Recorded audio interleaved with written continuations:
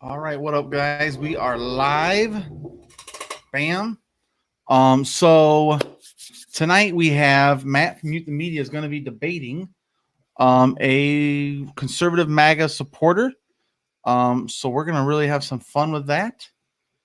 I'm looking for his live stream to pop up any minute, and when he does, we're going to have some fun with that.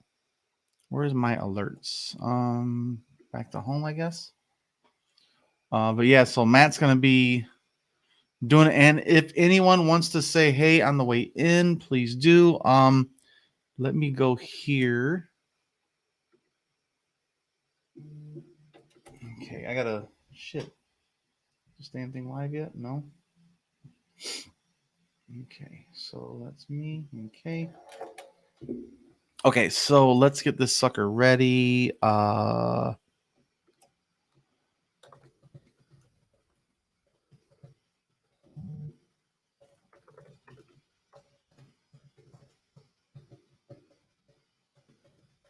Sorry guys, I'm typing my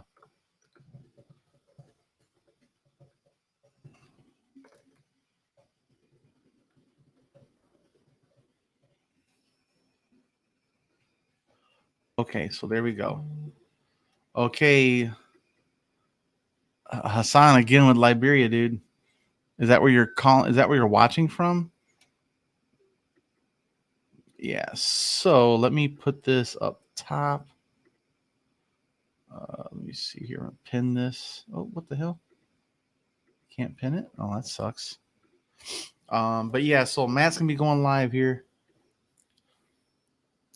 Yang gang back at it like a bad habit. Well, yeah, what's up, Trev? Yeah, we're gonna be doing a live debate tonight on TikTok, and I'm gonna live stream it for Matt. And we're gonna try and just do some back and forth banter. We can talk about his debate and kind of learn from it a little bit. Let's see if it's live yet.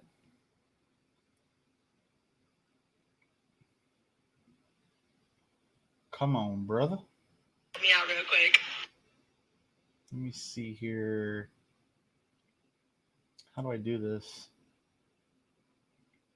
Let me see. Mute. Sorry, guys. I'm trying to get ready for this thing, so it's going to be coming up here in a second. Yeah, he's not live yet. So we're just waiting on him.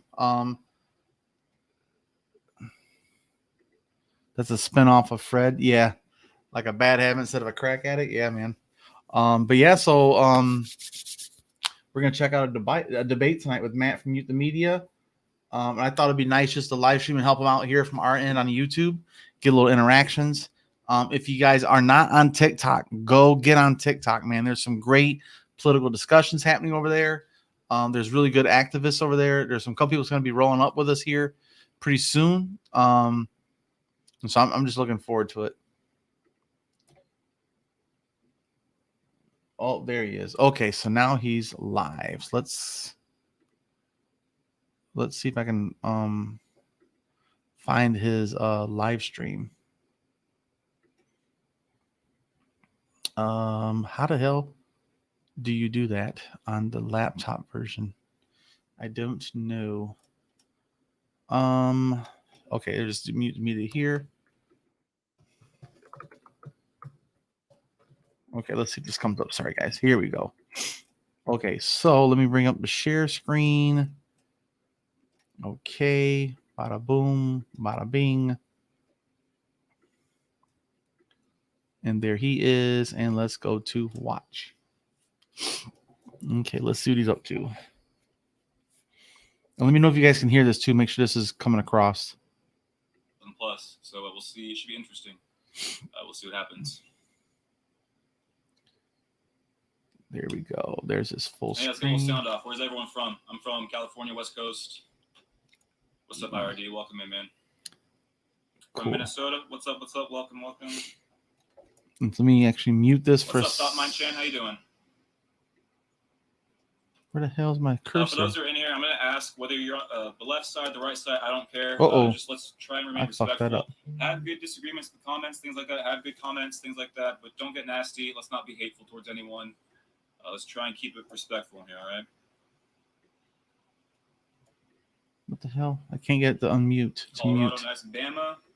Does that mean you're a Roll Tide type? Seattle. Hopefully you're not a Seahawks fan. Otherwise we're gonna have problems. I don't know So how like to. Colin, for example, those types of comments just aren't really gonna serve any purpose here tonight, right? If you want to go comment like that, go find a video or something, go talk your shit. But I'm pretty serious about this. The Jack Beast and I are gonna have a civil conversation, and when we're doing that, we expect our followers and the commenters to do the same. So my moderators know right when this shit starts. If you're gonna pop off and do stupid shit, you'll get the boot. I'm not playing around on my end of things. If you're harassing him or his page or anything like that, you're gonna get the boot. He doesn't have to step up and do this. I don't have to step up and do this. So we don't have to tolerate you guys' shit tonight. All right. So keep yourselves in line. Okay, guys, for 1 second, I'm gonna pause. I think Shit. Israel is a. What's up, man? How you doing, guy with the hair? I Damn think it. Israel's a difficult conversation to have because there's a lot of emotion attached to it for people, given the history, given the religion. Sorry, guys, I'm trying to figure out how to set this up properly. But there's a lot of people who have a part to play in that. The U.S. and our kind of imperialist ways have a part to play in that. Let's put that back up here. Netanyahu has a part to play in that. Some Arab nations have a part to play in that. Right? Hamas has a part to play in that. How do I do this? Let me refresh. Let's refresh it. It's on mute, I think. So once the guy jumps in, we'll go back to him. Okay, cool. Okay, so guys, just want to set this up a little bit. So Matt's gonna debate a Trump supporter at 9:30 in about 7 minutes. Let me put the invite code in here. Now, if anybody wants to jump in here with me, here's the invitation, guys. An open invitation. You guys are free to jump in here if you want. We can talk about it on the backside when he's done. When we get done, we might even do like a Twitter space afterwards, talk about his debate and how it went and the Q&A going back and forth about it. It's usually like an hour. I think he does like an hour. And then they do like a 15 minutes Q&A from the comment section on their end as well. And then I'd like to go on Twitter Spaces. I'm trying to make this a regular pattern for us guys is go live on the YouTube, and then we're done. We're automatically going to always go to Twitter Spaces. And it's going to be either Ariel with Revolutionary Thinking or myself or someone else in our group that's going to host a Twitter Space. And we're going to have after party type of discussions. And then just bullshit, just kind of talk about what's happening. What happened? Why am I banned from the room? That's weird. But yeah, so Matt's gonna go live once the other guy gets in here. We'll see how it goes. Let me log in differently here for myself, guys. Sorry, I'm a little technical problem with my cell phone.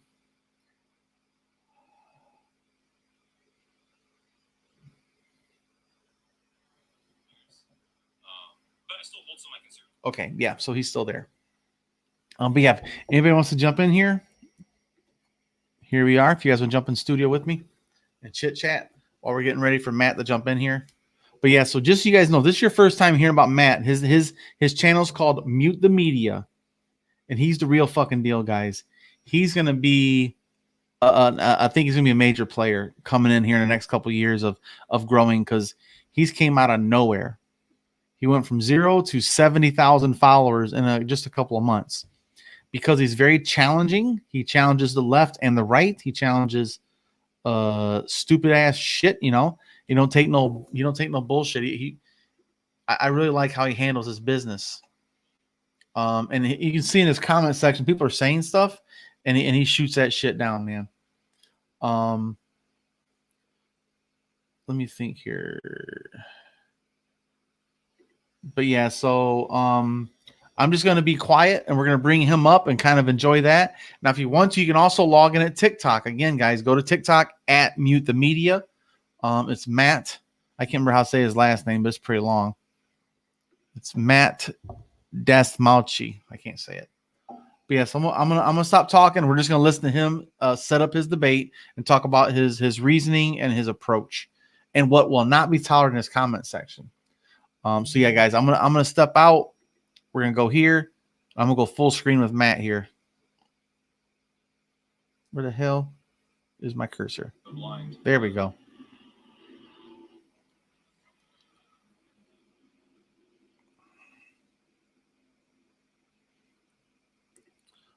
All right.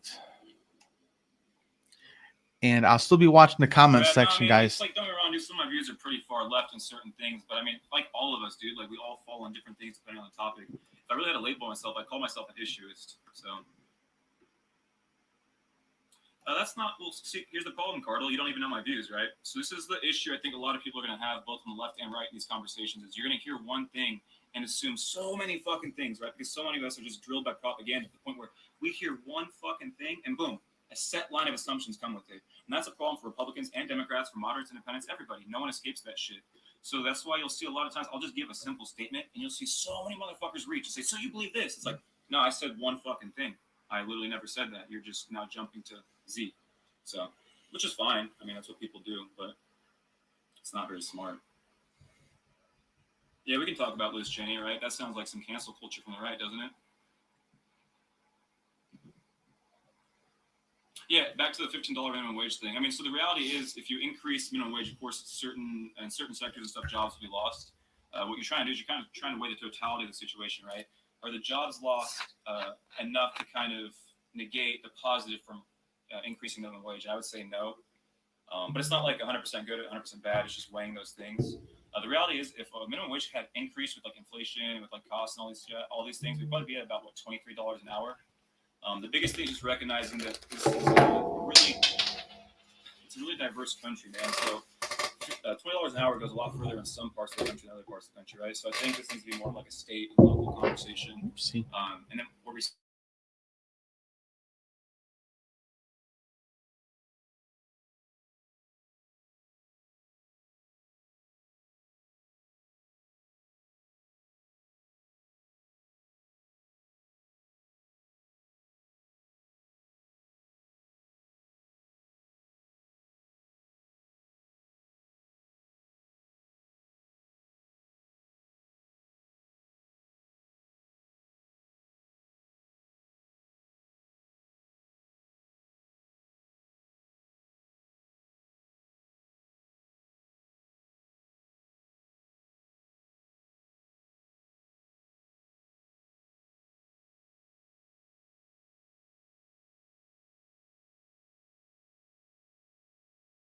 talk so much about like other countries. I'm gonna try and refresh this page so that little spinning thing get out of the way, okay, guys? About that stuff. So it's just us giving really hard opinions on things that we don't know. What's up, Carnage? Welcome in.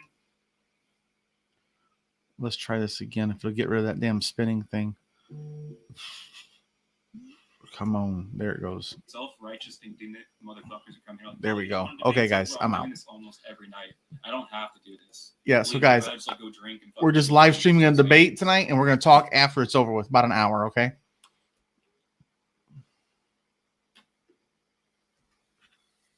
Yeah, of course he has fucking 150 or 1.5 thousand views. You see his video go off for like 500,000 views? Fucking beautiful. I'm all for it. Beautiful. Here we go, folks. What's up, big dog?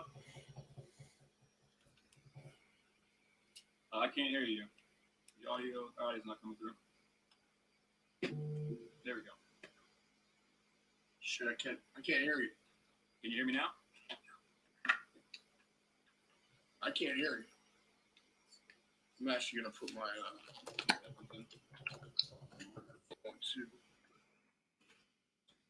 Shit, sorry guys, something got fucked up. I kind of hear some shit in the background. There we go. They're trying to figure out their technical difficulties here. Man,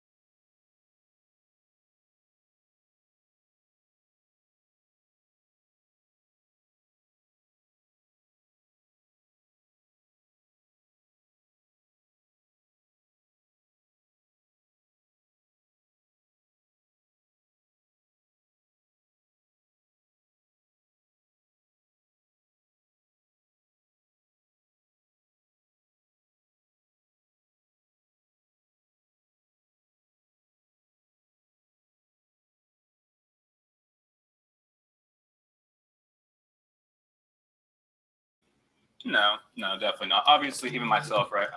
I'll speak in ways where we all generalize, right? But the reality is everyone talks their shit, right? You have your videos where you call the left all of this, right? Democrats all of this, liberals all of that. Right. So I think it's kind of disingenuous when either side gets mad about, oh, you generalize. Yeah, that's what this country does. We fucking generalize, right? So, how you chill, man. So I think what we need to do then is kind of dive into the data, right? Dive into numbers. And the issue is, for me, a key word is systemic racism. Right. So there's lots of ways we can address that. But when someone dismisses systemic racism, is there really systemic racism? I want to know because when we say the police department is systemically racist, there's black mayors, there's black police captains. So how is it systemically racist? So it's important. So it's good question. So it's important to understand the difference between, like, when we're talking about racism versus systemic racism. So when we're talking about systemic racism, this is a population level topic. So we're looking at outcomes across demographics, right?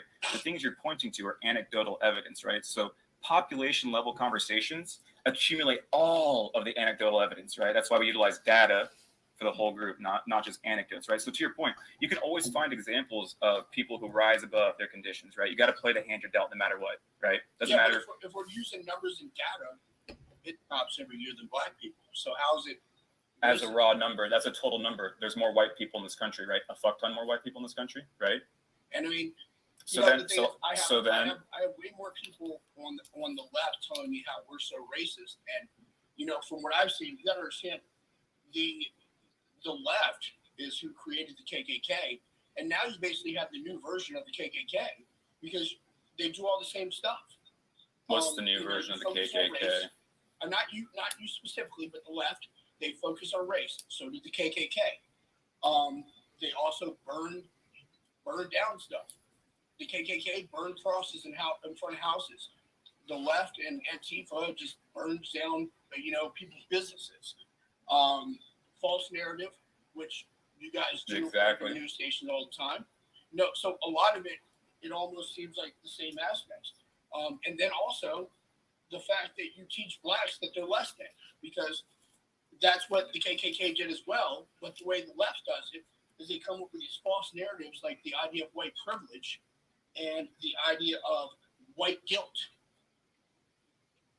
Okay, so it seems like you just regurgitated a lot of talking points. Is there a question you have there, or is there something you want to actually point to specifically to support those claims? I'm putting points out there. Yeah, but then we put points out and then we support those claims, right? A lot. I know. Which is fail. No, it's totally chill. But then support some of those claims. You're just making claims. You're not supporting your argument anyway. So do you have like some data? Do you have like ways? If you really want to compare it, let's go into facts. So you talked about how white people are killed more by cops than black people. You didn't really want to address that. So exactly, but there's nuance to that, right? Because as we all know, data can be misleading if we don't actually understand the numbers, right? So to your point, white people get killed by more cops than black people, but that's because there's way more white people in the country. If you look at it per capita, black men are 2.5 more times likely to get killed by a cop than white people. To this point, I'm going to continue giving you data. I'm going to continue giving you data here. All right. So I gave you the floor, and I'm going to take the floor now. So, also, we need to remember there's this narrative, right, of law and order, policing is very dangerous, right? Policing is not even one of your top 10 most dangerous jobs in America. That's facts. That's a data, right? Also, do you know what one of the top 10 most dangerous, one of the top 10 leading causes of death is for black men in America? Police force. It's top 5, actually, right? Do you know it doesn't occur? None of the top 10 leading causes of death for white men is cops. It's not. So that's data. All right. So when we dismiss this conversation, it reeks of privilege, which I know people don't like that, right? Privilege is a buzzword, but the reality is we know that when you actually account for the data correctly, you compare not just raw numbers, but we account for per capita, right? We make it the proper comparison. It happens 2.5 times more likely. And like I said, I'll just repeat, it's one of the top 10 leading causes of death for black men. 2.5 times more likely is not a real number, but that's a real number. No, we're not going to do that. When I actually give you a number, you're not just going to dismiss it unless you have a way to dismiss it. So that's not going to be acceptable. Well, if it's factual, because if it's coming from CNN, it's probably not. That's from the U.S. Department of Justice, by the way. Okay, there you go. That's all you had to do. Thank you. So your thoughts on that number, which would be a direct example of systemic racism in our criminal justice system? How do you feel about defunding the police? Your thoughts on, well, I'll get to that. We'll talk about defunding the police because I think there's actually lots to unload there. That's a fair question. I thought it was kind of in the same subject. That's why I brought it up. No, for sure. It is in the same subject, but I would like to know what you think about that data, which does confirm one aspect of systemic racism. It's probably a problem, but I don't think it entails systematic racism. I just don't. No, you're right. Not systematic. Systemic. Those are two different things. 100%. Well, I agree. I don't think it's systemic either. I'm sorry. That's what I meant to say. I just Well, don't can you? think it does. Well, do you mind defining systematic and systemic for me?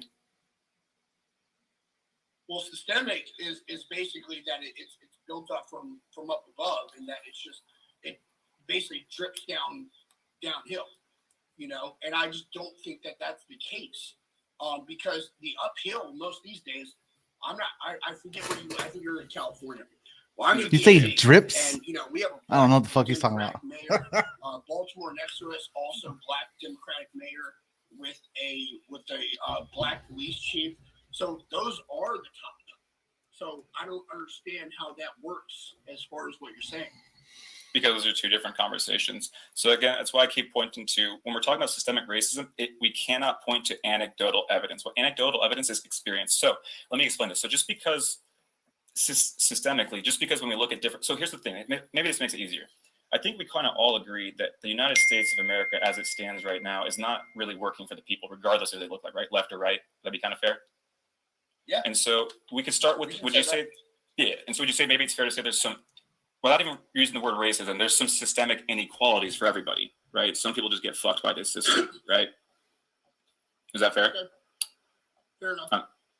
And is it fair to say then within that fuckery, some people get it even worse, depending upon maybe gender, religious minorities, ethnic minorities? I think that even goes to the Derek Chauvin case. Here's the deal. We're not going to talk about the trial. We're not going to talk about the guilty verdict. It's irrelevant. But you know what there's not proof of? That there was racial intent. There's no proof. But yeah, I agree with that. You can't prove racial intent directly. You can't prove it. So there's no proof of that. But what did we do as America on the left is we made it racial because it's part of their narrative. And that's all that matters. Well, here's the issue with that, because I think there's some fairness to what you just said at the beginning there, right? You can't prove Chauvin's intent in that moment, right? And I don't think that he killed George Floyd directly because he was a black man. But there is, again, this is why we have to look at the data, right? And we know that these encounters between cops and white men, and we'll just use men here because if we're talking about systemic inequalities, for example, men, whether you're a black man, white man, et cetera, they get it way worse in terms of the criminal justice system than women, for example, right? There's lots of ways to have this conversation. And that's why the privilege conversation gets a little myopic sometimes, right? Because there's lots of privilege, right? So, for example, I agree with the women, men thing. Yeah. Like, let me give you an example. Like you're a big, tall, strong-looking dude, right? That's going to afford you some level of privilege in life because people kind of look to that as strong, right? And they might kind of gauge their reaction towards you in that way. Versus some scrawny-looking dude, right? He might have a certain reaction to that immediately, right? There's all sorts of kinds of privilege. We just have to kind of accept the fact that some things in life we don't fucking control how we come out, but it is what it fucking is, and we make the best of it, right? So again, going back to that conversation, I hear you that like. I would agree that the left tosses the isms around way too much, like way too much. Like anytime they disagree with someone, oftentimes there's the problem we have with race in America is that we make it about race. Okay, if we spent less time on that, but we spend way too much time on making up all these new genders and canceling gender. If we cancel race and we were just America, we just have unity. And that's where the problem is we don't have that, and that's why, and they don't want us to have that. And who would you say is they? I want to dive into that a little bit. So I don't necessarily disagree with all that. Who do you think they is? Let's flesh that out a bit. What you're saying? Sorry. Oh, no, you're good. So you're saying like they, right? So who do you think, and I'm not even disagreeing. I mean, majority of the left, but when I say they, in that circumstance, I kind of mean everybody. Yeah, no worries. I'm just like, because I'm not like pushing back so much as trying to like identify. I would say it comes more from the other side, but I'm going to say everybody when it comes down to it. If we in general stop fucking focusing on that, then we could maybe get somewhere. But everything has to be about race, okay? And what I'm going to say is America is more of a cultural country than it is a racial ethnic country. Because we have so many different races. It's more cultural. when people come here from other countries, they don't understand the culture sometimes. But that's what it's really more about. It's not an ethnicity thing. So there's something to be said for the lack of we're not a very homogenous population, like you said, right? So there's a lot of diversity, different ethnicities, races, religions, unlike any country I really know of in the world, right? So of course that's going to add a level of just complication to any kind of group endeavor, right? Like our country. So totally, right? I think that's something that doesn't get talked about enough, is how well we might be doing considering all the historical tensions and shit and all the shit that still might be happening today, right? And I will agree that people on the left aren't quick enough to acknowledge there have been improvements. But the thing is, it's easy for me to comment on improvements being made because I'm not directly impacted by these things that we're talking about, right? So it's easy for me to say, oh, why are we talking about race? Because race isn't a big deal for me. It just isn't. But some people live a different experience in America where their race is a big deal because the color of their skin, they do get treated differently at times, right? Now, maybe I don't think you do that. I'm sure that, you see someone in your day-to-day life, you don't care, right? You treat everyone the same, right? As long as you show me respect, I'll show you respect. And I think most conservatives are that way, right? In their day-to-day life, it doesn't matter what you look like. If we're talking, let's talk. It's all good. You're a person. I think the problem is I don't think people always realize and the left is a really bad, they do such a bad job about this. I do this shit too, is we don't explain shit well. Because oftentimes I've said racist shit and there's no intent there. I didn't mean to be racist, but then someone called me out and I was like, oh, fuck, I didn't realize that was kind of a problematic belief. I kind of explored a bit. You're right. I'll try not to do that anymore. My bad. Fuck. You kind of just own that moment. But I think there's this disconnect where I think people on the right often think, and people on the left too, that you have to have intent behind racism, and it doesn't have to necessarily be just something overt and someone purposely trying to disparage you. Oftentimes we just say shit where we demean another race without realizing it, right? So for example, one of the things I always want to everybody voted for Donald Trump is racist doesn't make any sense to me, because first of all, there's no base on it. Trump is not racist. Nobody has any proof of it. He might come out his mouth sometimes, but let me give you an example of his racism. And I'll say this right now: Joe Biden said racist shit, so I'm not doing Joe Biden has said racist things. I can name multiple things about Joe Biden right now. Yeah. So so I would recently. Yeah, I would agree. Joe Biden, because they're both a product of an era that was overtly racist. I'm not excusing it. That's what that era was. All these old ass motherfuckers in our government who we all want gone, right, left and right. I don't like Nancy Pelosi. Fuck her. I want her gone. I don't like Mitch McConnell either. I want all of them gone, dude. I want all these fucking. Respect all of that. Hey, I'm not meaning to cut you off right now, but what I am going to say before we get deeper into this, because I see a lot of people being muted on my side. Look, if you're on my side, be on my side. Do not go over there and troll him, and vice versa. Don't come over here and troll my people. Yeah. Just leave it alone. Let us have a conversation, and let's keep this normal, okay? Let me add to that, because he doesn't have to be doing this. I don't got to be doing this. I'm pretty sure we both have shit we want to be doing tonight. You know what I'm saying? So to that point, the whole reason me and him are doing this is to try to actually have a conversation. Obviously, we're going to disagree on shit. Obviously, me and him are kind of fiery people, so it might get a little contentious. But at the end of the day, we're going to have a conversation. We're going to walk away. Feel free to disagree. You know what I'm saying? Do that. Have good conversations in the comments and shit. But we're not going to mash report people. We're not going to cancel people. We're not going to harass people. All right? I know I hate it when people from the right come and do that shit. So it has to be just as fucking annoying when people from the left go and do that shit. So let's not do that shit. All right? The whole point about this right here is having a conversation. All right? If you want to go do that shit, go do it somewhere else, because there's plenty of it in the world. So back to you, my dude. Again, I wasn't trying to cut you off. No, you're chill, man. No, because that's important. We should have probably put that out there in the beginning, honestly. So good. We talked about doing it at the beginning, and I forgot about it. I got right into it, so I was like, let's just do it. I was amped for this shit, dude, because everyone was talking so much shit. I was like, I'm gonna be there. Yeah. We don't have time to even pay attention to the comments. Let's be honest. No, we don't. That's why moderators do your shit. Yeah. But yeah, okay, yeah. So let's go back there, because we just found actually a good agreement area, right? That all these fucking dinosaurs in government got to go. I don't care left or right. They've all been there for fucking decades, and they're out of touch. They're not there for any of us. I think there should be an age that they should be out. Oh, so kind of like a term limits conversation? Yeah. All right, dude, I'm not going to lie to you. It's nothing against anybody specifically, but it's just in general. No, I hear you. Because when you look at our government, how long these fuckers been in here to that point, right? So maybe we got to do something. But this is why that conversation annoys me. Not because it's a bad idea. It's actually probably a good idea considering how we are as a country. But it's bro, term limits is just us fucking voting. We don't vote. Like, we don't fucking vote. We don't vote incumbents out. And this is the left and right. Look how many Republicans have been there forever. Look how many Democrats have been there forever. We don't vote motherfuckers out. Because that's what a term limit is. It's me and you showing up at that voting booth, right? So it's like one of those things that actually kind of annoys me. It's like, if we just utilized our right. What's up? We could actually agree on some shit. Yeah, that's one. Dude, there's things like my goal in here, actually, I want to talk about I was actually going to try and talk about shit we agree on and figure out, let's do like a good one first, and then we can dive into the contentious shit. Because I think we all know the issues of like race, even religion sometimes, those are really personal. So of course, those are going to be just tough conversations because we all have our own experience, right? So I was going to try and hopefully talk about gun control, for example, because I usually fuck with you guys more on that combo. And maybe talk about immigration, because I think this country agrees more on immigration than they realize.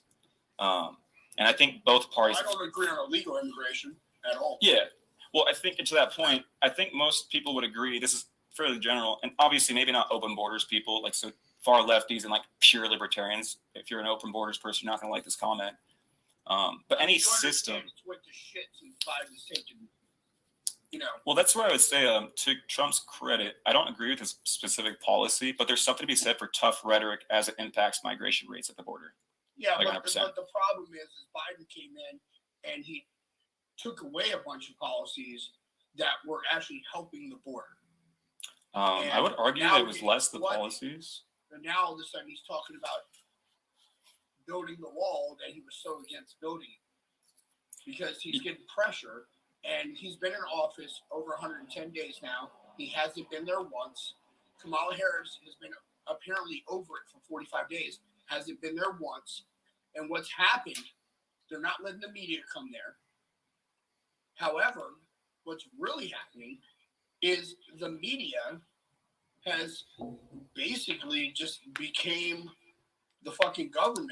And the Republicans, like Ted Cruz, have become the media. Because they're the ones going down there and actually showing us what the hell is happening. So I'm going to actually jump in there because I actually agree with a decent amount of that. My thing is I don't fuck with left or right on immigration because I think they failed for like the last 30 years on it. And I think there's an even deeper issue that's not just immigration we can point to with that. I'll kind of wrap it up on the back end with that. First of all, I agree. Just from a strategic standpoint, like let's just say hypothetically, I don't think this, by the way, let's just say hypothetically Biden's doing a good job on the border. You still have to fucking go down there. Just the optics of it alone as a politician, like even if it doesn't matter, you have to give a fuck, it's right? Showing face at least. Okay? Exactly. Even if it's up front. That's what I'm saying. Show face. And that's why I'd agree that Kamala should have gone down there. Fail on him in general. And you know, Kamala is blaming it on COVID, but she's traveling everywhere else. I don't know about that. I'm not saying you're wrong. I just don't know about that myself, so I can't comment back on that. New York or something in the last few days. Oh, it makes sense, but you know, I mean, I'm not saying she's traveling all over the goddamn world. What I am saying is that she's blaming going there on that, and she's still going other places. So I'm not even. Yeah, I'm not pushing back against you. I'm just saying I can't agree or disagree because I don't know. So I'm just. That's just. I'm like saying I'm taking you. Yeah. Because oftentimes, like when you say something, it's probably the same thing. People like want you to respond with something, right? It's like I can't just say that because I don't know that, right? So it's like, so I just like I have to leave that one be. But to your point, I think if you're going to be put in charge of the border, given what's happening, it's a fucking big issue down there. It's a huge issue. There's a lot. Yes. I'll use the word crisis. I'll use the word crisis. What's happening down there, besides the amount of people coming in that are actually getting caught, there's a good amount of people that are coming in that are not getting caught. And drugs are coming in. A lot of things are coming in. Trafficking is coming in. There's a lot of things happening. That's one thing that's a bit of a misconception. So here's where it's like, I think it's nuanced. How is because that a again, misconception? It's not that you're incomplete. It's not that you're wrong, by the way. It's just I would add more to it. So again, it goes back to the entire issue we've had at our border for about the last 30 years. Being from California, I understand why there's not movement from Democrats on some of this, right? Who's a lot of our agriculture work. You know what I'm saying? So there's a reason why both sides haven't been exactly motivated to fix this issue as best as possible. And it goes back, let's go with Obama, for example, and look at DACA. Whether we agree with DACA or not, you can't do shit through EOs because what happens is the next president comes along and they just do their own thing. And then the next president comes along and they do their own thing. As a country, we have to get back to doing things through Congress, legislatively, the right way. No, like both sides, the last 20 years have not been doing this shit. It's been more and more EOs, president by president by president. And that's why I think the immigration issue, every administration just keeps punting it down the line. They just keep punting it. No one actually wants to take a real stand and do something now. I'll go back to it. I agree that because Biden, so there's, I can get back to what I was saying. Sorry, they're saying they can't hear me that well. Can you hear me good? Yeah, you're chill. I can totally hear you. All right. If you need to test your sound, you could do your thing. Yeah, I turned it up. It should be fine. Let me ask you. So I kind of want to switch the subject up just because this is something I've seen on your stuff lately. Go ahead. Flag burning. What's your thought process? So I'll explain that shit because I got a lot of fucking blowback on that. So the thing with that is, I'm not saying go burn your flag. I've never seen someone burn a flag in a tasteful way. Anytime I've seen it myself, I found it offensive, 100%. Okay. What I'm saying in those videos is it's your constitutionally protected right. That's a fact. All right. And if we are a country that values free speech, we protect that right to free speech, even if we vehemently disagree with it, even if we find it offensive, right? It's like, no, that's their constitutionally protected right. I'm going to wag my finger. I'm going to say I don't agree with that. I'm going to say that's offensive. I'm going to ask why you're doing it. But I'm going to allow you to do it because that's your right. All right. So I'll go with that. However, what I will say, I think it's what I will say is technically by the First Amendment, it is okay to do it. Is it American-like? I definitely don't think it's a very American thing to do. However, what if I go burn a BLM flag? As long as you haven't stolen it? Why is that considered worse than me burning an American flag? I think that's almost sickening. Because, let's be honest, BLM is a terrorist organization. Oh, no, that's not true. Yeah, it's true. So is Antifa. Antifa, we might be able to make an argument for. Black Lives Matter now. Antifa, here's the thing. With BLM, nobody thinks Black lives don't matter. Okay? That's not a thing. We don't agree with the organization. It's not the idea. So let's flesh that out. That's fair. So let's talk about some of the things you might not like with the organization. What's something you might not like with them that they've done or said? Well, first of all, they don't do shit for Black lives. Okay? They're not in the Black communities doing anything. She's buying mansions, and they're Marxist. I mean, they are admitted Marxist, which, if you understand the definition of that, it's basically fucking stealing from people. What's the definition of Marxism? However, what's ironic about it is now she's not a Marxist anymore because there's no such thing as a successful Marxist. But the bottom line is, the organization it's not about Black lives. And you can watch Officer Tatum. You can watch a whole bunch of people, and they'll tell you all about it. There's a lot of people that agree that it's just a BS organization. Well, I mean, there's a lot of people who disagree, so doesn't really mean anything. To your point, I'm not going to disagree that some of the funding is not fucking wildly problematic, right? But the thing is, there's so many different chapters, there's so many different groups, there's so many different people who are working with Black Lives Matter to just completely dismiss the group like that is just confirmation bias for starters, because you're pointing to one thing. Now, I'll agree. Like, could any group who's like trying to be an advocacy group for someone be more transparent with their funding, what they're doing with the funds, things like that? 100%, right? But I would argue that, for example, I just think that anytime there's a group who's saying something that, like the family thing, for example, I think people misunderstood what they're saying about families. They're not saying we want to get rid of like the nuclear family. They're just saying we want to normalize any family, right? Because not everyone has the opportunity to have a mom and a dad like that, right? But that doesn't mean it's wrong, right? We don't shit on other families. So I think their whole point was trying to normalize just family units in general, whatever they look like. But people took that as, oh, you want to get rid of the nuclear family. No, we just want you to not try and get rid of our family. Because and that goes back to systemic racism, and it goes back to criminal justice, and it goes back to the war on drugs, which disproportionately impacted the Black community and Black men, right? And so it's kind of a complex thing. We'd have to connect a lot of dots there. But I'll let you respond, because I just kind of said a lot of shit. So I mean, BLM is a joke. That's my response. I don't know what else to tell you. I think they're a terrorist organization. Based on what? You're saying, bro, you're saying terrorist organization, homie. That's a fucking loaded charge. We all know it. And I know everybody on the left is like, Antifa's just an idea. They're not a goddamn idea. They have their own chapters and stuff. Yeah, the left, let me explain that actually, because people are pretty, I'll agree the left dismisses that talking point. They don't get it. So here's Antifa, folks. So, and this is the really general, you can dive into this more, but in the aftermath of fascism and all that jazz in Europe, right, there's anti-fascist movements in Europe, and they called themselves Antifa. Eventually, Antifa kind of became a thing. It got more popular here in the U.S. about 2007, 2008. And to the point, it really is the idea of anti-fascism, but there's actual chapters in the U.S. that go by Antifa. They're not really organized, but for example, you can look at Rose City Antifa in Portland, things like that. They have literature, they have their views. I used to think Antifa was like shit stains galore.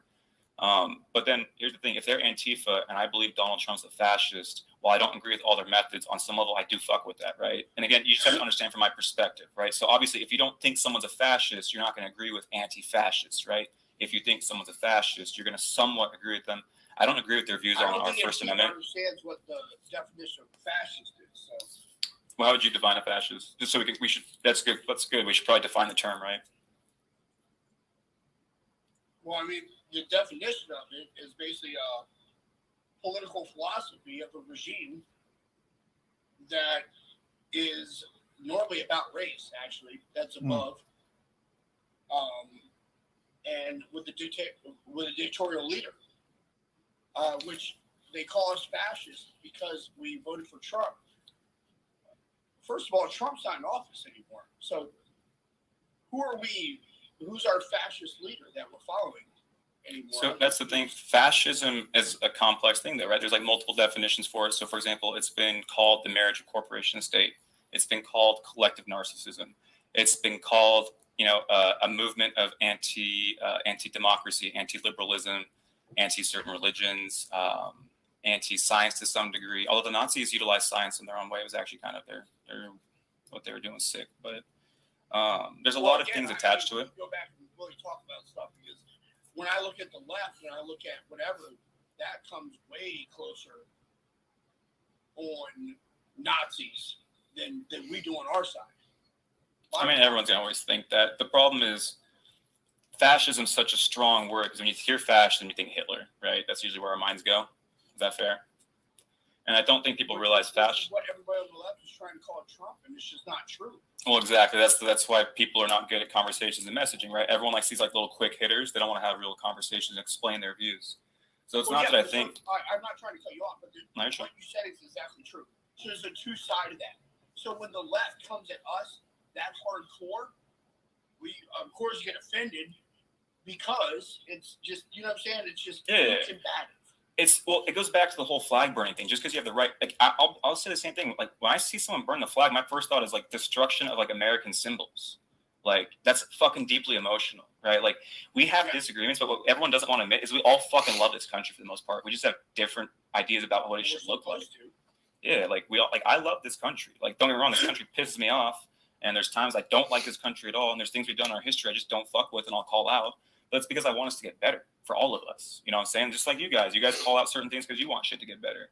The difference is we got. So how do you feel about school systems pushing certain political agendas? I mean, I would never agree with political agendas being pushed in school. I think, first of all, you have to teach kids things at an appropriate age for them. And it always has to be from a critical lens, right? It's what people mistake about education is not putting ideas into your head. It's just teaching you how to approach ideas, how to actually critically think about ideas. I just think at a certain age they shouldn't be hearing these things. I know it. I know when I was these kids' age that's getting pushed, we were not getting thrown that. They should be worried about education and not. What are some key things? Like, let's say you could like just snap your fingers and have like your school, for example. What would be like some of the key things you'd focus on? I'll give you a personal one that happened with me. Is I had an 8th grader that saw a Trump video that I did, and the reason why they saw it, their teacher showed it to them and laughed at me and was saying how much of a joke I was. Yeah, I don't agree with mockery like that. Now, let's say you had something to say. That's okay. No, and that's not the right approach. It's not even about mocking me, but it's just about why would you go and show a bunch of probably 28th graders a video of a TikTok to just talk. Got his feelings hurt. Sorry, guys. Their own ego's weak, and they got to stroke it. I think that's sickening, though. I think it's sickening. I think that teacher should not have a job. Here's where I would. I'm not disagreeing, by the way. I just would say, like, I don't think we should like avoid these conversations in school. But to your point, it can't be pushing a view. It should just be bringing it to the table, teaching kids how to learn through it, evaluate it, and go make your own decisions. But I'd agree. Any teacher who's bringing their own philosophy, their own views, and they're trying to make people think a certain way, that's fucked up because that goes against the whole idea of education. So yeah, you're not gonna get any pushback from me on that. She wasn't supposed to do that, Oh yeah, I'm gonna take a wild guess. that wasn't allowed, and she just did it. But I still like it was insane that's a thing, you know? Yeah, I mean, people are fucking. It's definitely on the far side of things, and it probably doesn't happen all the time. But it was your experience. But no, it was your experience. I hear you. It's just frustrating. Well, and again, it's a good example of like how even adults or even people in positions we typically respect can get things wrong and do things incorrectly, and why everyone, doesn't matter, teacher, cop, etc., got to be holding people accountable, right? Making sure they're doing what they're supposed to be doing within their specific setting. So, all right. So, do you think Biden won fair and square? Yeah, I do. Why? Because I can look at so this is a pretty easy one for me. So there's multiple things at play here. I'm going to look at our federal system, which is going to be the federal government, the state government, the local government. I'm going to look at our checks and balances, which is going to be the legislative branch, the judicial branch, the executive branch, right? I'm going to look at independent watchdog groups. I'm going to look at all of that, right? I'm going to look at, and we'll break it through. I'm just going to break it all down for you. So every state, almost every state, has a legally mandated paper trail, right? So any electronically tabulated vote has a paper trail to it that you can verify with, right? So now that helps with recounts. But let's say there's a software issue that wouldn't account for it, right? Well, recount is just a recount. Well, that's but recount. Well, I'm going to count. I'm going to ask you to just give me like 2 minutes on this one because it's a kind of I'll go through all of it for you because I hear you because that was a fair point because you weren't wrong about that actually. I just was about to address that because you're not wrong. Like you're right. So you have your recounts and there's two types, right? You can have automatically triggered recounts to your point, which are just going to recount the same vote. So it doesn't account for any possible like software issues and stuff like that, right? That's where you need an audit, right? So you have automatic recounts if the vote's close enough, and you can demand for recounts, right? So you have those two options. There's automatic audits, and then we can demand for audits. So for example, Arizona has already done 3 audits, right? So, and these are done at the local and state level. So you have all 4 of those kind of things at play. Those are always done. Those are like automatically done, and they can be asked for, right? And that's at our taxpayer dollar every time that's done. Okay, next, we have our... The taxpayer's dollar is trying to impeach fucking Trump. Yeah, I agree. I didn't fuck with the Russian collusion thing, for example. I thought that was a lot of bullshit. But you brought up election, so let's stick to election because this is a hot one. Fair enough. But I actually agree. I mean that specific point, I didn't fuck with Russian collusion for the most part. I think there's stuff to look into as it relates. I don't like any time of politicians hiding their financials. That's just sketch as fuck. So I don't like that, and I think it's worth looking into. I think why are you hiding that, right?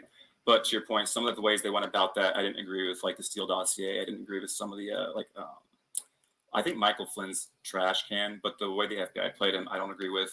I think you might be a half-assed conservative. Bro, I used to be a Republican, dude. I was a registered Republican until 2019, bro. I'm not fucking halfway there, brother. I'm not fucking crazy, dude. I know y'all like think I'm crazy, but I do have some. I'm not fucking all. I'm pretty reasonable, man. I'm just fiery, bro. I'm just a fiery motherfucker, but I'm pretty reasonable. But also, so we have the states, right? So you have the local and state audits, recounts, right? Then we can look at our executive branch and who was running the executive branch? Donald Trump. So his people put into place in DOJ, CISA, and the Department of Defense, right? So you had Christopher Krebs and William Barr. They follow up on any claims of fraudulent activity, any claims of misconduct, wrongdoing, things like that. They follow up on that stuff. All 3 of those entities, which at that point in time were ran by Trump's people, confirmed our election. Independent third-party watchdog groups brought in by Trump confirmed the election. We can look at the Supreme Court, the state courts, the federal courts. There are 70-plus cases. Sometimes they dismiss the cases because there was procedural errors, which here's the thing. If this shit's so fucking important, you cannot have procedural errors. That's just rookie. That is rookie, all right? And they had cases that were dismissed because of lack of evidence. So that's just outright, you don't have anything to support this. Now, what the left gets wrong is when they say there was no fraud. You have fraud in any election. If you have 100 million plus... I was told that last week. I did an interview with CNN. Mm-hmm. And the guy from CNN tried to tell me there was no voter fraud. I was like, there was none. He was like, no. Yeah, it's silly. He told me no, there was none. And then I brought up the audit in Arizona. You know what he said to me? Oh, that's just a sham. Well, I would agree with that, but I can explain why. Go ahead. My response to him was, it's a sham right now. But if for some reason they actually come out and say Biden won, you pieces of shit will be all over your network talking about how it's the best audit ever. And yeah, 100%. They would, because they would spin the shit you guys used against you. Not gonna lie. Shit out of it, but they fucking know how it's going to come back. Because we know how it is. Like, because again, because we know Biden cheated. But I just, so we went through the audits, right? We went through the recounts. We can go through again, Department of Defense, CISA, DOJ, which were all ran by Trump, the third party independent watchdog groups, which are nonpartisan, which Trump brought in. And again, the Supreme Court cases. So I just named the USA. We love this country, right? So I just named our checks and balances. I just named our electoral process. I just named. He is full of shit, guys. We're not paid off. It's like the same thing in the damn Derek Chauvin thing. It's like you had a damn BLM member on the freaking jury. But see, what aboutism, guys? You see how he's changing the topics we have constantly? Very different views on Black Lives Matter, right? Can't answer a fucking question. One of us, dude, I can handle criticism of Black Lives Matter. Maybe they're counterproductive towards what they're trying to do. I can have that conversation, but I can't have their terrorist conversation, bro. That's just too much because it doesn't separate. The Proud Boys are a terrorist organization. Yeah, because there's actually so again FBI, bro. Like our own, like we have. Actually, the FBI announced it about 3 weeks ago. Do you know who the FBI was working with for a long time? Do you know the FBI was working with for a long time? They're one of the top informants. I'm a Proud Boy. I know people that work at the Pentagon. I know they denounced it. So the Proud Boys are not a terrorist organization to the FBI. I can guarantee that. Because your top dude was an informant with them. He was for other. Because your top dude was an informant with them. He was a Fed boy. He was an informant for fucking child trafficking. He was helping lock people up for child trafficking. So you clearly don't know what you're talking about. I know there's more to it, but fair enough. I'll concede if you know him personally. If you know him personally, but he wasn't an informant of the Proud Boys. He was an informant for whatever happened beforehand, and he was literally helping people get locked up that did child trafficking. So you know what? He's a fucking hero. Real shit. So if you know him personally, I'll refrain from comments. I'm not going to try and shit talk people you know. Yeah, so fair enough. My goddamn phone. I can text him right now. So I know fair enough. And I know the real deal, and that's the real deal. So I will not shit talk people you know. So fair enough. Like I said, if you know him personally, I'll leave that one be. But again, see, it goes back. See how deeply emotionally you felt about being called a terrorist. Now, is that fair to throw that on the other side? Now you felt like you don't. You felt like you. So here's the. Let me go one more thing. You felt like you were misunderstood right there, right? You felt like I just misunderstood you right there, right? Like as a person, kind of, because of the attachment to that group. You felt hella misunderstood by me, right? Because of my comments. Do you think January 6th was an insurrection? Yes. Do you think 2 weeks ago when BLM went into the Capitol at Oklahoma was an insurrection? I don't know enough about that to comment. You want to give me some details? Well, that's the real thing. And no, I'm not saying it's not. Definitely correct as well. Well, what did they call insurrection? Well, insurrection as well. Well, what did they call an insurrection? Well, how would they define an insurrection? You just said based on what Black Lives Matter would define as an insurrection. So what do they define as an insurrection? Not even BLM. Based on the definition of what the left called 2 weeks ago, that would be an insurrection. But nobody's calling it an insurrection. Let me guess why. Doesn't fit the narrative. An insurrection. So they're trying to usurp the Oklahoma government and take over?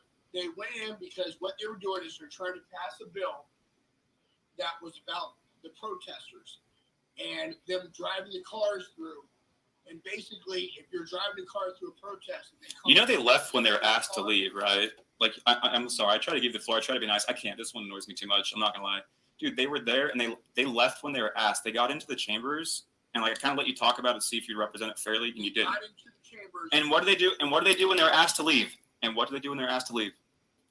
What do they do? What did they do when they're asked to leave, though? The same thing that everybody did on January 6th. You can't answer the question, which is always a tell to me. I answer your questions.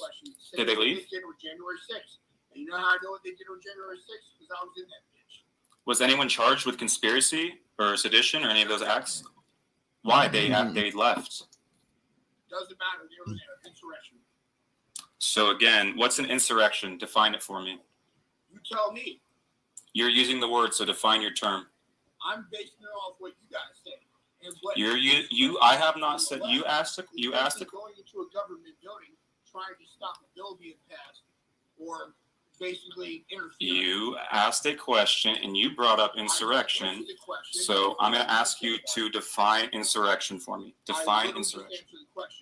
It's going into a government building while they're in the process of passing a bill or a law and interrupt. That's not insurrection. That is not insurrection at all. That's so that means January 6th wasn't insurrection. That's not what it means. What the Pentagon. So hold on a second. So there was no violence on January 6th. That's what you're telling me? There was no violence on January 6th either.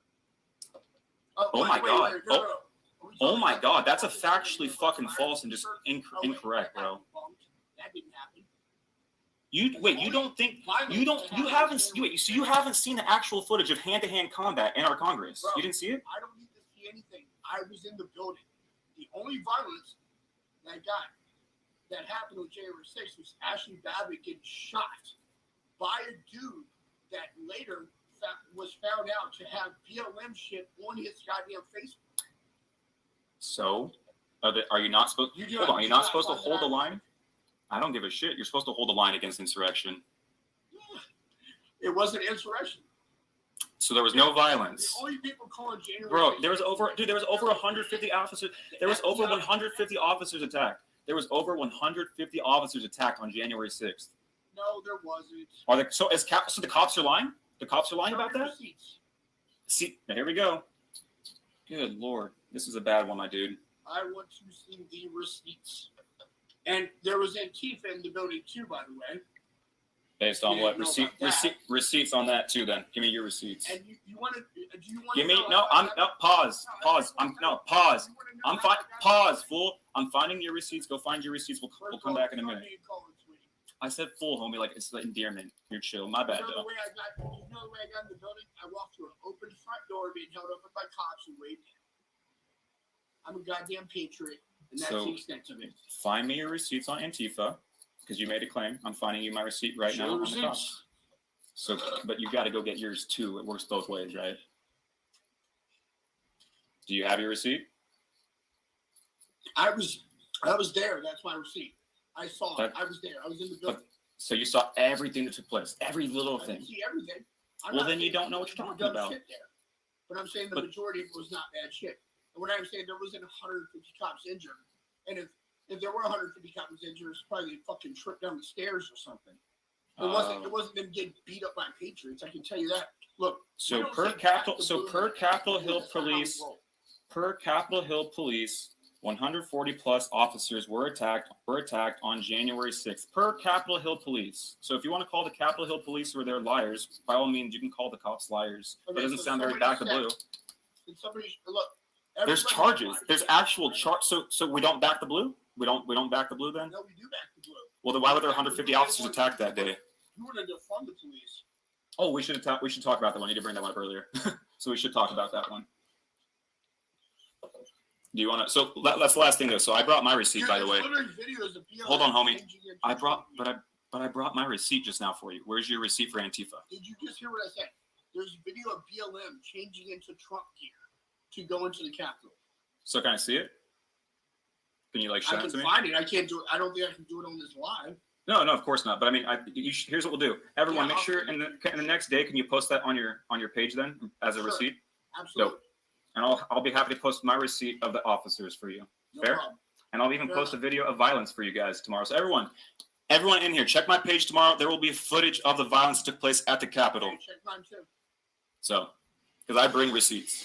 Anyways. However, I'll be lucky if they don't remove it because we know that's actually fair. We're both going to get our shit taken down for that, no doubt about it. We're both going to fucking attack someone. No, that's actually, I actually want to bring up this point right now because we did get a little heated right there, but I think this is something I want to bring up. Literally tomorrow, you and me are both going to get shadow banned for like 2 weeks.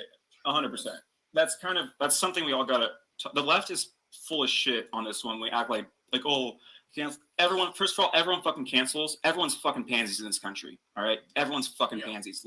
Learn to have fucking conversations, right? Like, you don't got to like shit, but big tech's fucking everybody. Because here's the thing. Everybody in this country complains about the oligarchy, right? Well, who's the mouthpiece of the oligarchy? Who's kind of sending their message? Big tech and corporate media provide the information climate, right? So if we're going to talk about corporations, if we're going to talk about the oligarchy, if we're going to talk about these powers, that fucking applies to big tech and corporate media. Fox News, CNN, MSNBC, Facebook, Twitter, all these motherfuckers, right? All right, so the biggest question for you is we have 15 minutes left. We're Yeah. What has Biden done in the 100 days that he's been in office? Ooh. So child tax credit, I liked some of the stuff on kind of like the energy front and like Paris Accord, things like that. Don't get me wrong, I don't like what he did with immigration. I do like the refugee increase because at first they were going to keep the cap at 15,000, which I didn't fuck with. But he came back after getting pushed back from a lot of us on the left, and they raised that to I think 62.5 thousand. Not high enough for me, but I like that. But again, I don't like the optics on immigration. I don't like kind of not going down there, and I don't think they're taking it as seriously as they should. So I actually agree with a decent amount of what you said on that combo. People don't like what I have to say on this one, but I'm half Iranian, and here's what I'll admit right now, man. Donald Trump was better than any president we've had since the Islamic regime came into power. Since the Iranian regime came into power. I know. I've done a video on it actually. I've done a video on it. It didn't get very much attention, obviously. Because here's the thing, I'll give the caveat that I don't think it's because he's a great strategy. I think he's a narcissist, but the Iranian regime plays chicken, and you're not going to win a game of chicken with a narcissist because they're just going to fucking keep pushing. So his maximum pressure strategy with the Iranian regime is actually a good thing. It's counterintuitive what people think, but the nuclear deal is really bad. And you guys on the right aren't going to like my analogy, but just hear out the logic here. Don't get mad at my application. Hear the logic out. Because if I think that the election wasn't stolen and Donald Trump's still talking about it, I wouldn't want to keep offering elections, right? Because it seems like he doesn't really accept that. To that same end, the Iranian regime doesn't accept diplomacy. So if you keep offering up diplomacy, when they utilize diplomacy to attack, it doesn't make much sense, right? Now, I'm not condemning the Middle East entirely because our actions there. So, for example, the United States has ended democratic movements in Iran in 1953 with our CIA. We ended a democratic movement there. And in the 1970s, we pretty much stood by and allowed the regime to come into play because we put the Shah into power in 1953, and he was kind of our little puppet there for a long time. And then when he didn't go hard enough on protests, well, next regime, right? And so that regime came into power in 1979, and they've killed 100,000 plus Iranians. That's on the low end. In 1988 alone, they killed 30,000 Iranians in a 3-month span. Nah, bro, it's all bad. So that's why I don't fuck with U.S. foreign policy when it comes to Iran, because we've created that mess. What do you think about the economy? On which part? Us or? I mean, right now, what do you think about it? I've always conceded that economy is not my strongest point. I'm more of like a comms philosophy, social, foreign policy guy. When Donald Trump was in presidency, the Dow had a record high over 22 times. I mean, Biden broke that at the beginning of his thing, but here's what but not multiple times though. He ended but coronavirus basically on his own to do that, you know. And he hasn't broken it 22 times in 100 days. No, yeah, 100%. To your point, he's the max, not the amount. The thing with that, I would argue, is that Obama gets a lot of shit for economic recovery, but our economy grew at pretty much the same rate under Trump that it had been under Obama. So, like, if Obama was bad, then Trump was bad. If Trump was good, then Obama was good, in my opinion. But that was continuing a trajectory. So we had a really fucking massive collapse in 07, 08, 09, right? So now we're talking Obama. Look, the only thing Obama did in 8 years is put in the women's restroom. Let's be honest. Bro, we can't say the only thing. I mean, that's where we just get kind of silly, right? Because he did like really hundreds of things, good and bad. You know what I'm saying? We can't say the only thing over 8 years. Like, for example, what DACA didn't happen, right? So, I mean, I get what you're saying. You don't like Obama. That's cool. I didn't vote for Obama. I mean, I'm not going to say I don't like Obama. To be honest, I voted for Obama the first term. Well, then we know he didn't just put people in. I'm not trying to be a dick, right? But it's like, this is the thing I think all of us can get better about is like, even I do this stuff, right? Like my videos, for example, when I just do like this kind of quick hit dumb things, it's like, let's analyze it a little more, you know? So one of the things I think is interesting with Obama is that, what do you think on the birther movement when it comes to Obama? On the what? Sorry. On the birther movement. What are your thoughts on, you're good. What are your thoughts on the birther movement? And if you don't know, I can explain what that is. Yeah, the birther movement, birther. Did you hear about that? Do you know about that? No, you gotta break that down. Oh, yeah, I got you. I'll explain. Yeah, no worries, man. Because I'm pretty sure there's plenty of people who didn't know what I was talking about there.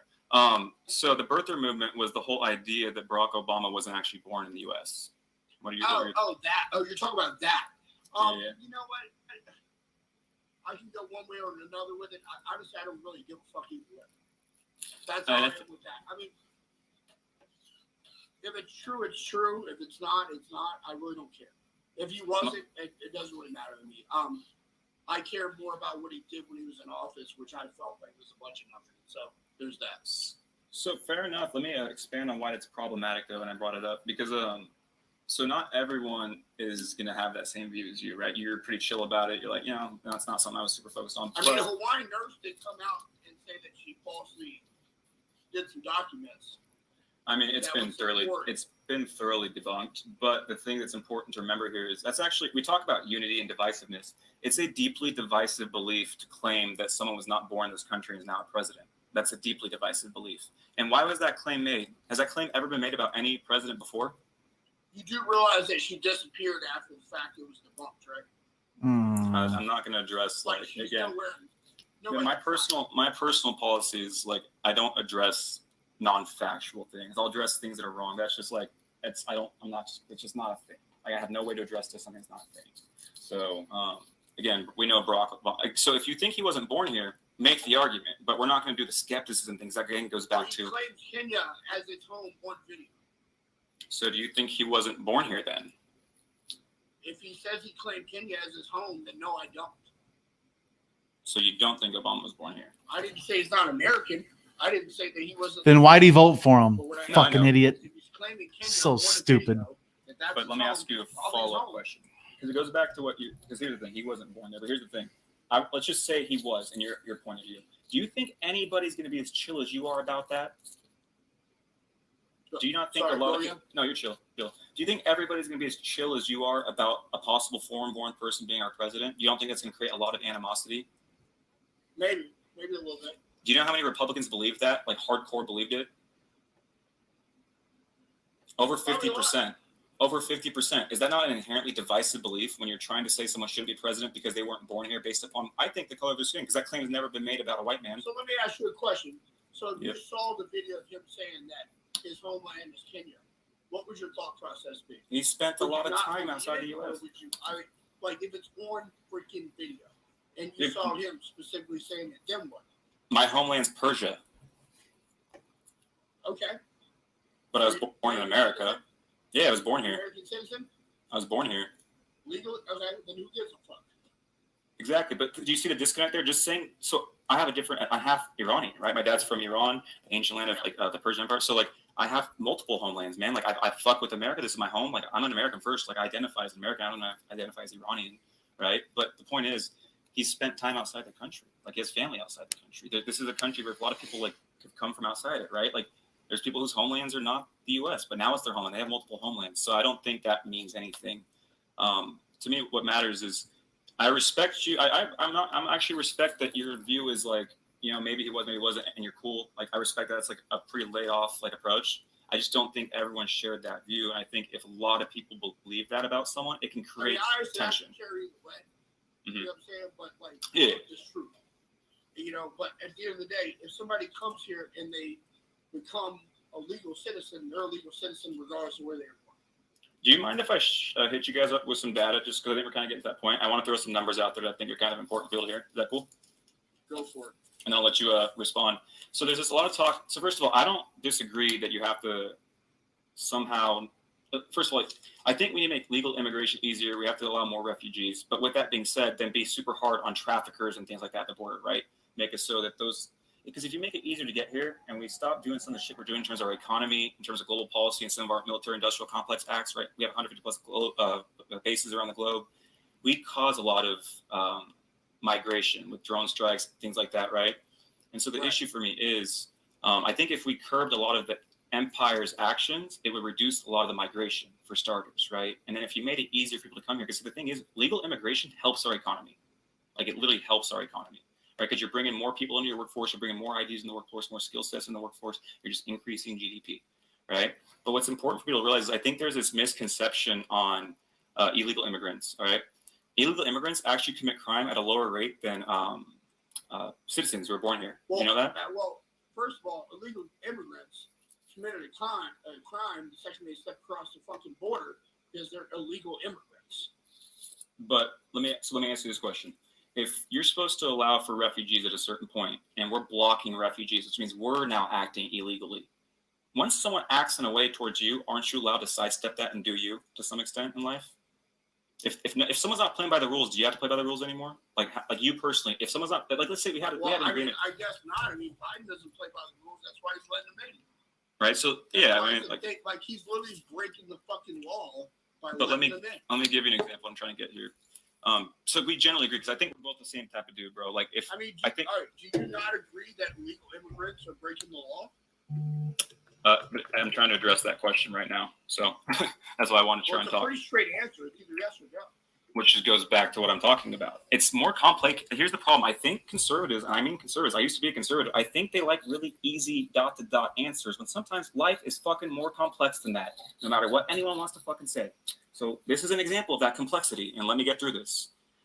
If refugees are legally allowed to go to certain ports of entry, legally, we as a United States have that legally written in. It's international law to some degree. We allow for that. And then we're blocking that, meaning we're not holding up our end of the legality, right? Because we're talking about illegal immigrants.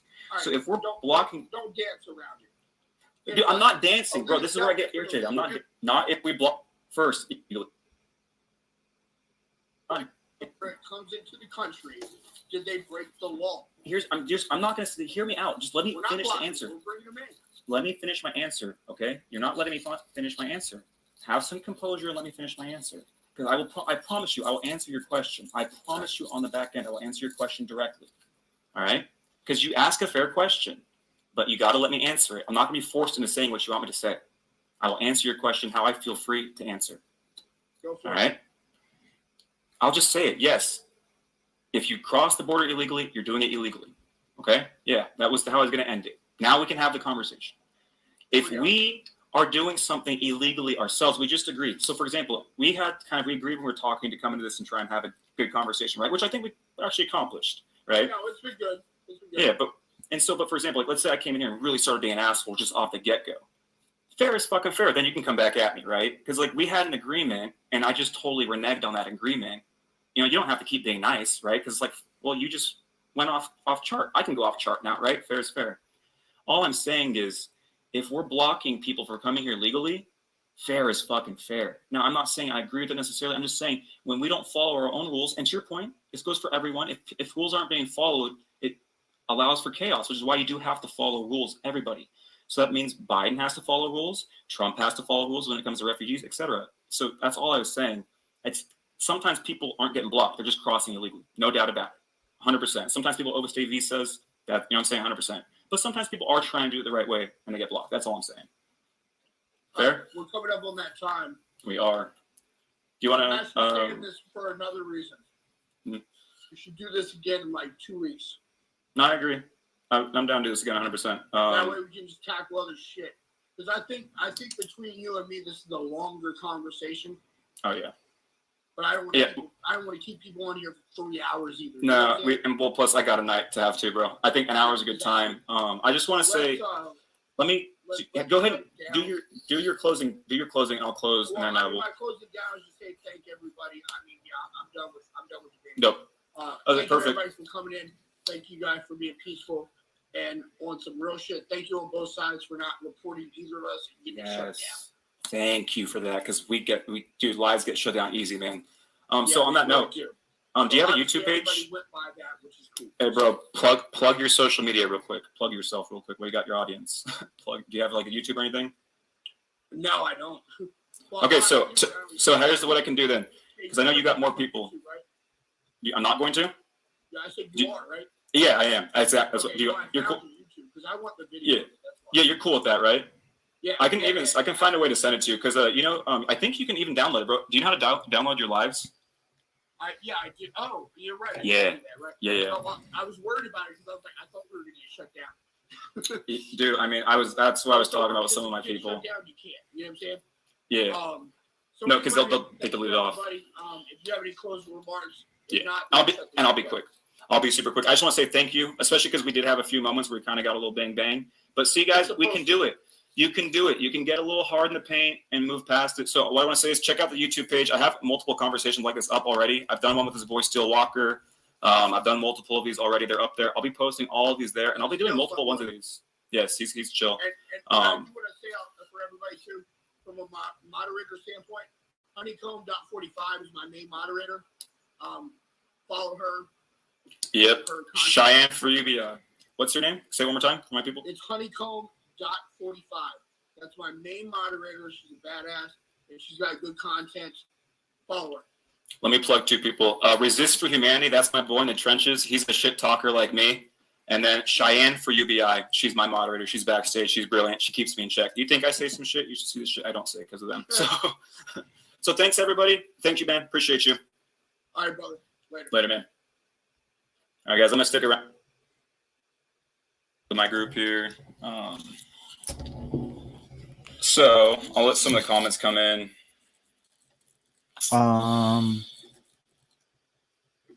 Okay.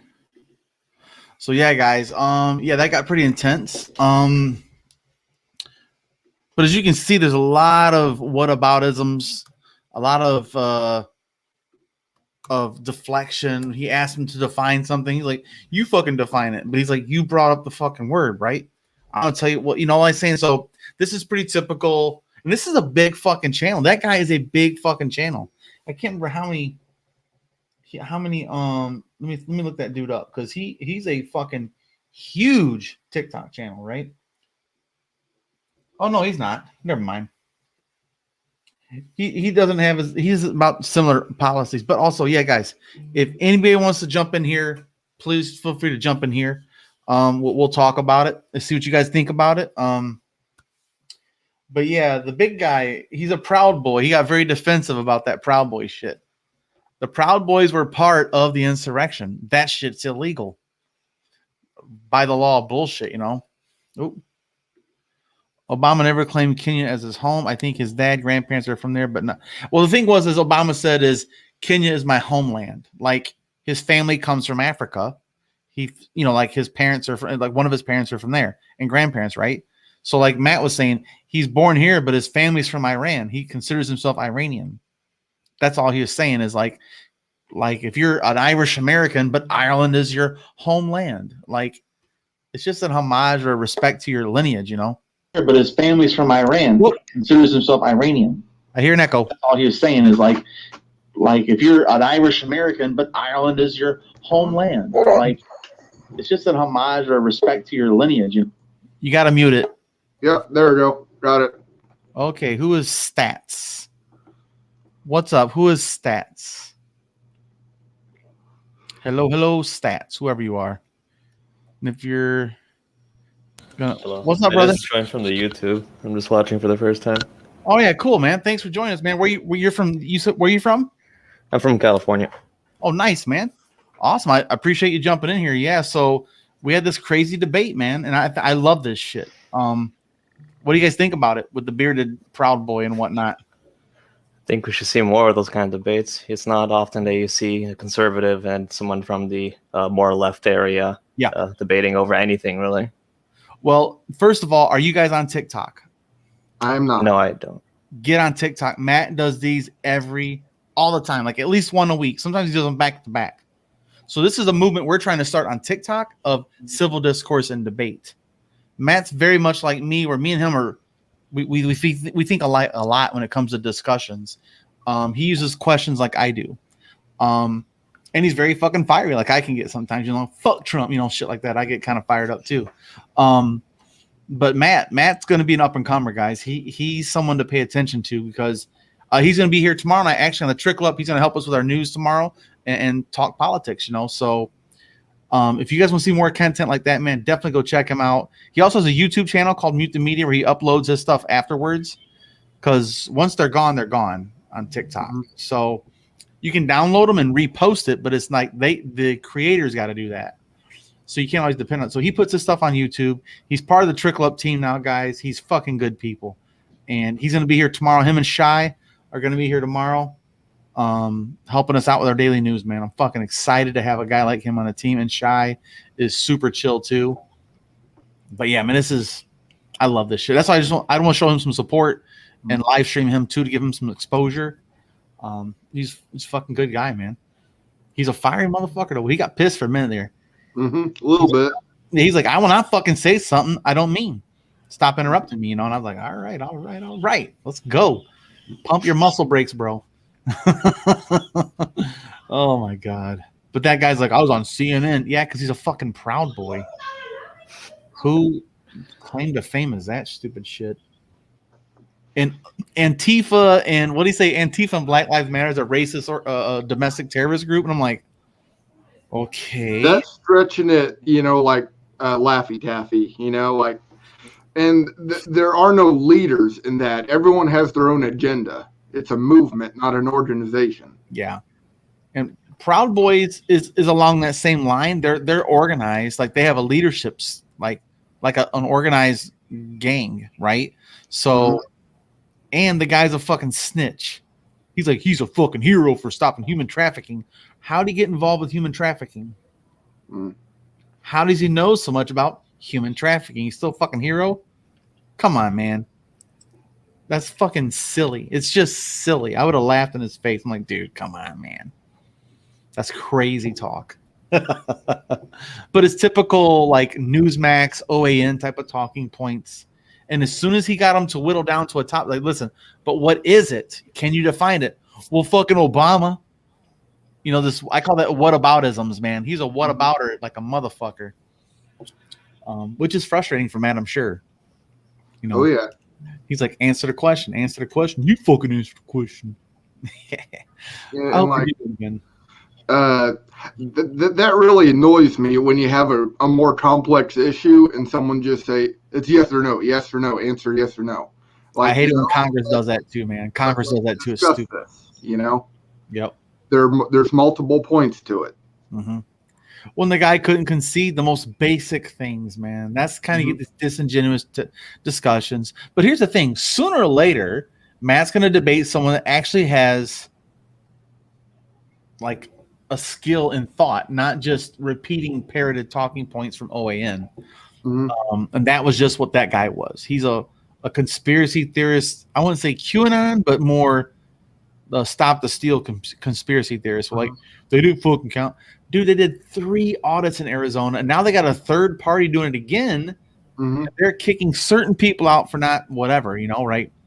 Oh, yeah. And like every single court that has reviewed it has said, yeah, this has been one of the most secure elections ever. Yep. There's been more eyes on it, man.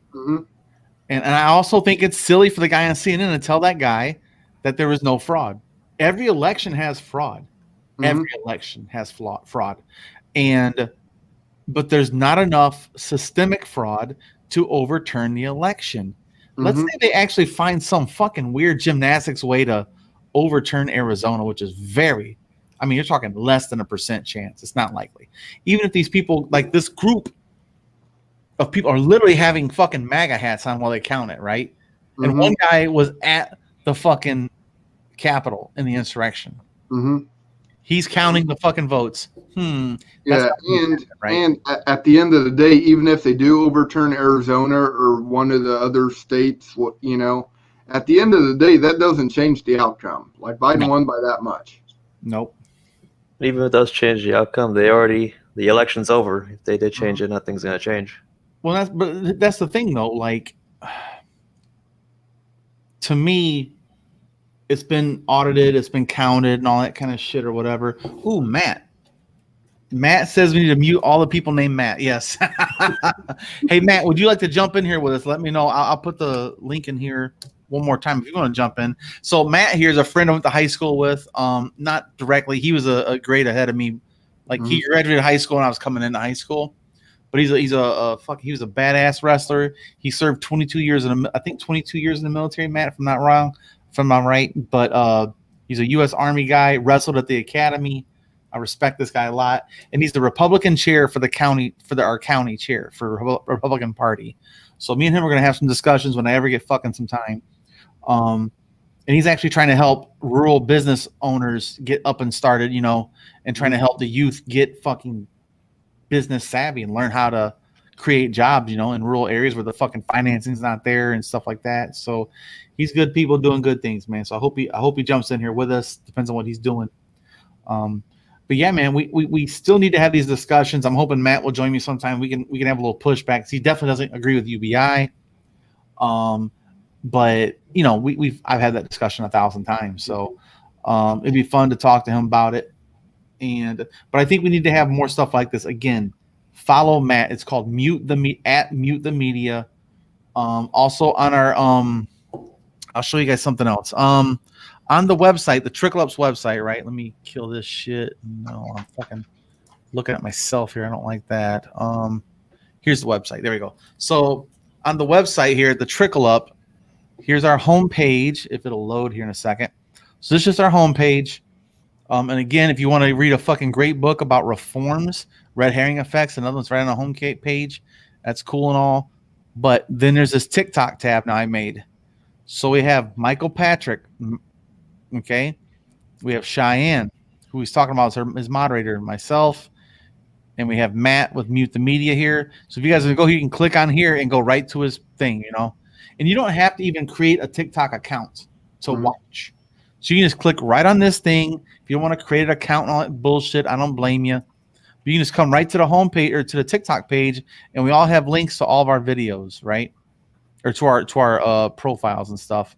But yeah, Matt does stuff like this a lot. And he's good people, man.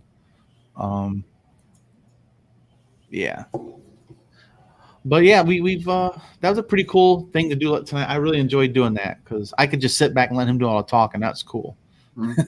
Just go live, you know. Yeah, how you guys been, man? I haven't met you before, Stats. I don't know who you are. I've never met you. Have we interacted on Twitter or anything or any kind of thing, you know? No, I actually just joined for the first time today. I'm in the Yang for New York Discord server, and I decided to check this one out. Awesome. Yeah, man. So this is what we're doing, man. We're trying to grow the movement through the Trickle Up is a collective of all the Yang Gang YouTubers and now TikTokers. And so there's some writers as well. A couple of people write articles here and there. Those are a little more time consuming. But we're just trying to make a collective thing. And so the Trickle Up is the home base, right? That's the name of the website. That's the LLC. But we've created a daily news show called The Low. That's what that says right there. And so we do daily news clips. And so like tomorrow at 9 p.m. Eastern, it's usually Sunday and Thursdays right now. So on Sundays, it's me and Mia Songbird or Dunford from Humanity Forward. And then we have Matt and Cheyenne here. And that's Shy right here. She's going to be joining Matt and myself tomorrow night at 9 p.m. And we're going to cover some daily news clips, you know, just some things about New York, some things about the Yang Gang, Humanity Forward, and whatever is a topic of the day. Like, you know, Biden also, we're going to probably do one on the whole Andrew tweet. And then Biden came out and tweeted today, Israelis had every right to defend themselves. And holy shit. You know, so we're going to talk about that tomorrow. You guys going to be going over the debate that's happening tomorrow? Oh, fuck yeah. I'm going to live stream the debate here, too, just so you guys know. I'm going to live stream it and kind of do a little banter, or what do you want to call it? Not banter. What do you call that? Play-by-play, if you will. You know, and be like, oh, that's a good point, or that's fucking stupid, you know, and call it like it is. And then we're going to go. So we'll do the live stream of that. And then once that's over, we're going to do the live show, a separate live show for a live stream for the daily news after that at 9 p.m. So I think the debate's at 7 p.m. Eastern, right? What is your name, dude? So I calling you Stats is weird. I mean, that's my nickname. You can just call me. Just keep calling me Stats. That's okay. That's your nickname? Yeah. Oh, fuck it. I can go with that then. Okay, that's cool. Stats. I mean, based on what I've seen online, it's 6:30 EDT. So I think that's around 3:30 or so PST. Yeah. So I live in Michigan, so I'm in Eastern time zone too. And Hardy Hat's in Indiana. Yep. Yeah. Fort Wayne, Indiana. Close enough. Close enough. Yeah, something like that. I don't know. I'm starting to remember where everybody's at now. I'm getting better at it. Just a lot of people, but you're here a lot, dude. You're always here. You're always here, bro. I appreciate you always being here. But yeah, well, so you know, what's that? Well, I try to be. Sometimes I miss it, you know. Sometimes lose track of time, you know. But yeah, I try. Well, and sometimes they don't push out the alerts either. Mm-hmm. People don't get push notifications, even they got the alerts turned on. Man, it's kind of crazy, but it sucks.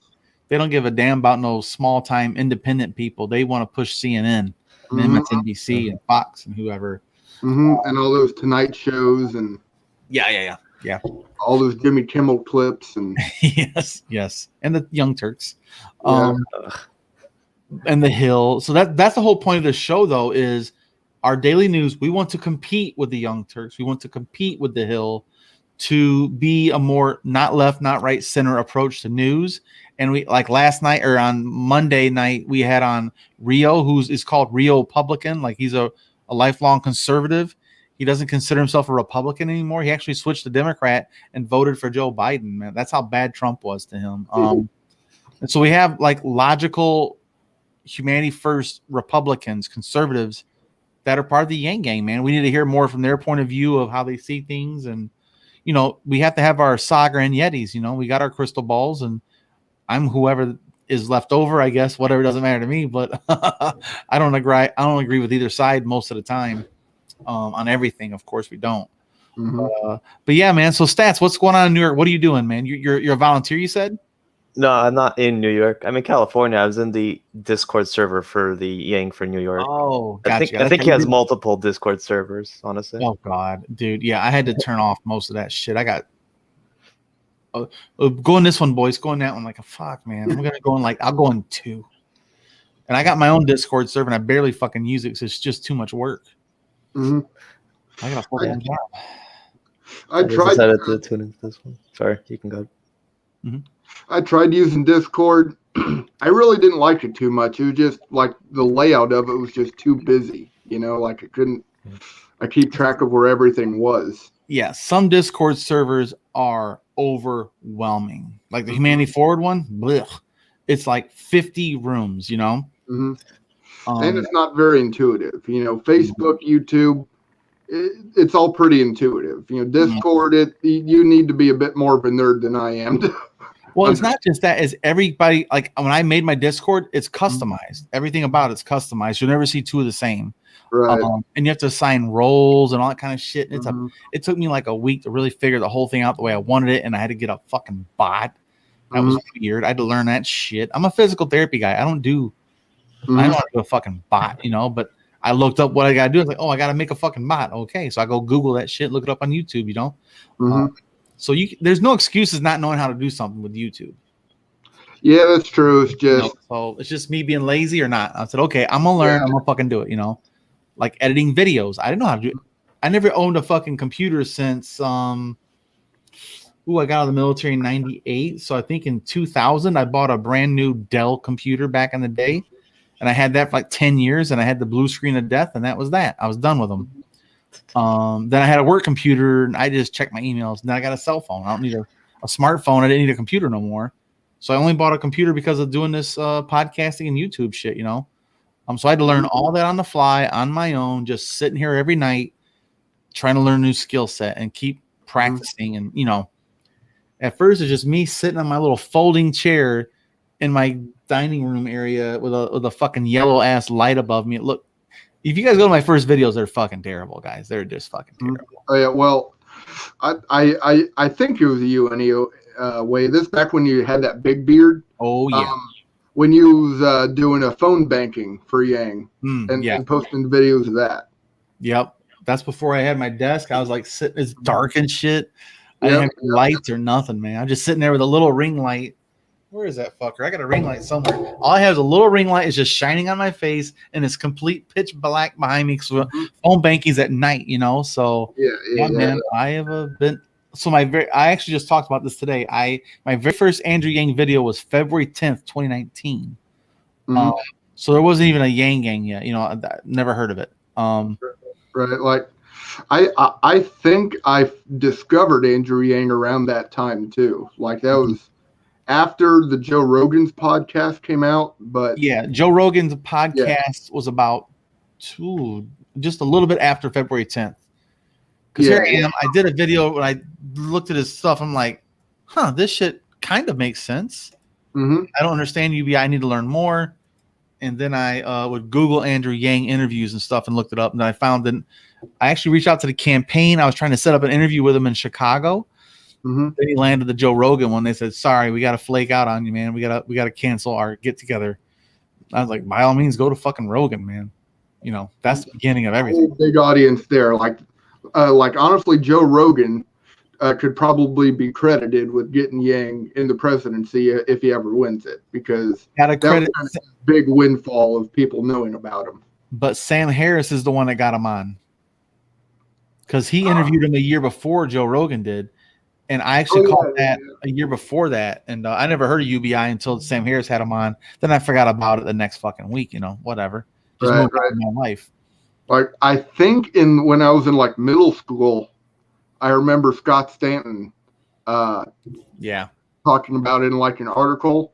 And at the time I'm like, this sounds kind of bullshit, But I was in middle school. What the fuck did I know? Right. And then I discovered Andrew Yang, and I'm like, wait a minute, I've heard this concept before. Let me look into this more. You're right. Hallelujah. Yeah. Back when I first started, I think the only other person that did a video on him was Problem Solver Politics, I believe. And that was it. And then I think we had Grassroots Yang Gang started making videos in like June. Paget started in July. Nerds for Yang started around that time too, May or June. And Daniel Arizon from American Jobs Factory. He's also a very early adopter. But yeah, man, doing it for a long fucking time, man. Oh yeah, I can't wait to go to New York. Oh, I can't fucking wait. Oh yeah, and like you and Paget and Kai. Yeah, Kai. Yep. As far as like YouTube and social media goes, I'm kind of noticing a trend that we're kind of in a second wave of people getting popular. The mainstream media is in its death throes right now. Yeah. So that it first started happening like 5-10 years ago. But it's only within the past 5 years that social media has really come into its own, being the de facto public forum. Well, and Trump rescued the mainstream media corporately. Let me rephrase that. Mainstream media is online media. Yeah. Corporately sponsored media on television would have died out in the last 4 years if it wasn't for Trump. Oh yeah. He rescued those motherfuckers. And now you look at them. Yeah, they've had a sharp decline. That's kind of funny. Oh man. But Andrew, man, so that's what I'm trying to do is what worked for Bernie was independent media. The Young Turks, the Minority Report, the Majority Report, and Kyle Kalinske, who else? Tim Black. These are big. They're just like me just 5 years ago. They were me.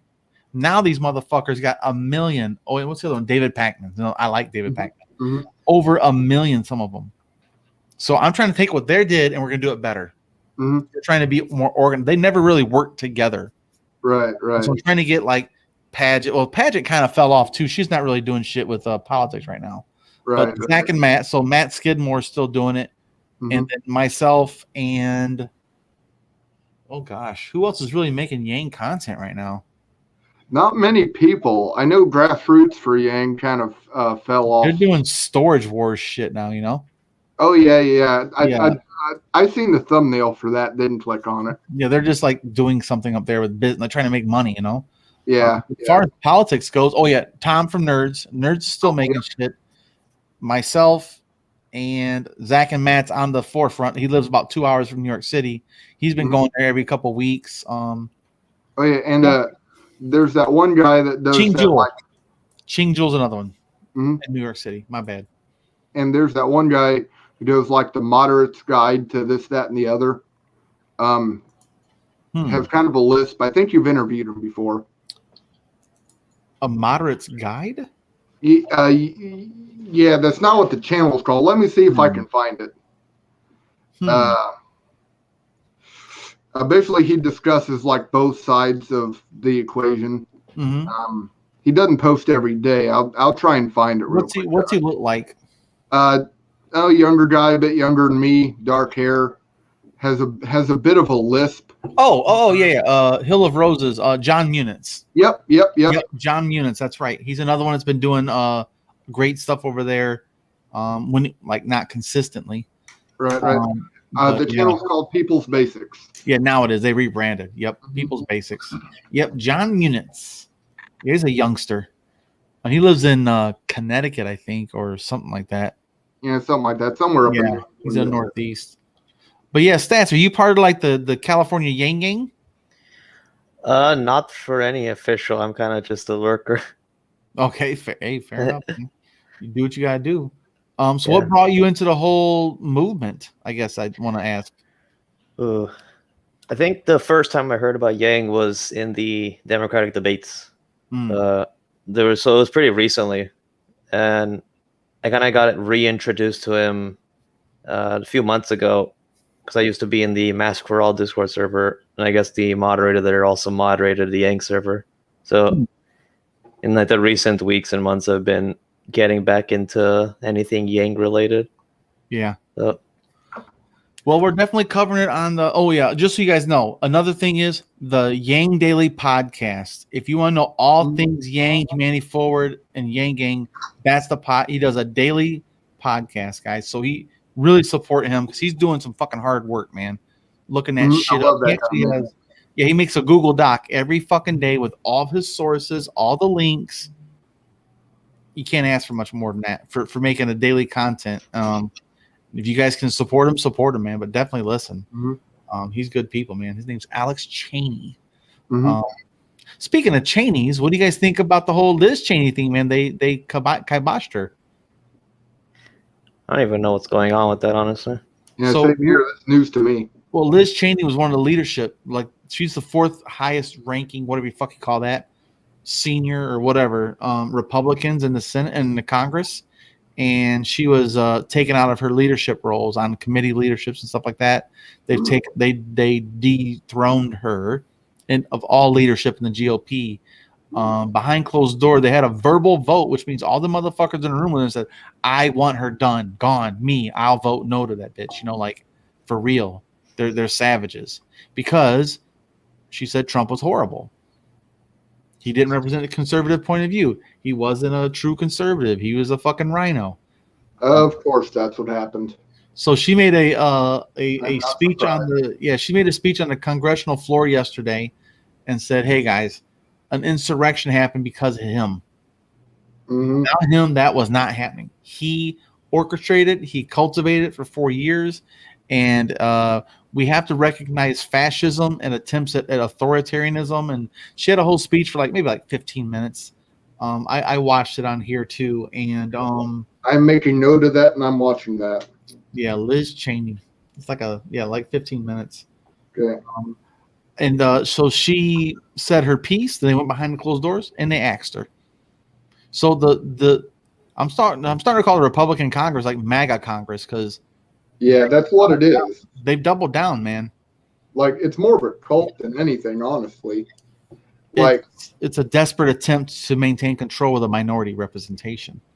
Yeah, and if it was like the Republican Party, we could deal with it. It's but not. the cult of Trump, you can't reason. No. We saw it tonight in that debate. Hey, Stats, did you see that debate with Matt earlier? Was you here then? The one you had not that long ago, 30 minutes ago or so? Yeah. Yeah, I was watching that, yeah. Yeah, man. That guy, he's impressive, man. So, you can see there, he gave him all the good faith arguments he could to help him, but yet fucking wackadoodle, man. I don't know. Some people, it's just when they come out with those overly emotional arguments, there's not much you can do there. Yeah. And I don't know, the whole Liz Cheney thing. So I'm going to be honest, when it comes to the whole extreme emphasis on the insurrection, I'm not a fan of the whole pinning that thing on Trump. Well, so I should also pretext it. I should pretext this as well. I am a Trump supporter, but I also support Yang. So, oh yeah, for sure. Yep. I have a guy. We had a guy on here named Trumper for Yang, Dennis. He's been on here too, man. He's we were mentioning grassroots Trump supporters. You know, we got no problem with Trump supporters. What we got to do is just stick to the policies. You know, stick to the facts. Stick to the fucking policies. I don't give a shit what letters next to your name. I don't care if Mitch McConnell came out with a policy that helped people. I'll support Mitch McConnell in that effort. Mm-hmm. I don't give a fuck who you are. There's still that one. Y'all remember I think it was the stimulus package before the 20th when Biden got inaugurated, when they were trying to get it up to 2K. Yeah. I still remember that like resolution that he offered. I still wonder what would have happened on the 6th had that passed. Because there was 3 things. You have the 2K stimulus, investigation into the election, and then repeal Section 230, I think it was. Which is that's what involving, Trump proposed. But Congress wasn't going to play ball with them. They weren't going to give people money. Mitch McConnell Mitch McConnell was still in charge. He's like, fuck that. I'm not giving people money. That's going to help boost. Because here's my approach on that. I think Mitch McConnell knew damn well Trump was going to lose. Mm-hmm. And he says, I don't want to boost the economy early. You know what I mean? Which is the same bullshit Nancy Pelosi pulled the opposite direction. I'm not trying to give Trump another win. They didn't want those fucking checks to go out. That annoyed me, how she stalled that crap for like 8 months. And how even this thing that even got swept under the rug, how she tried to get rid of signature verification on shit.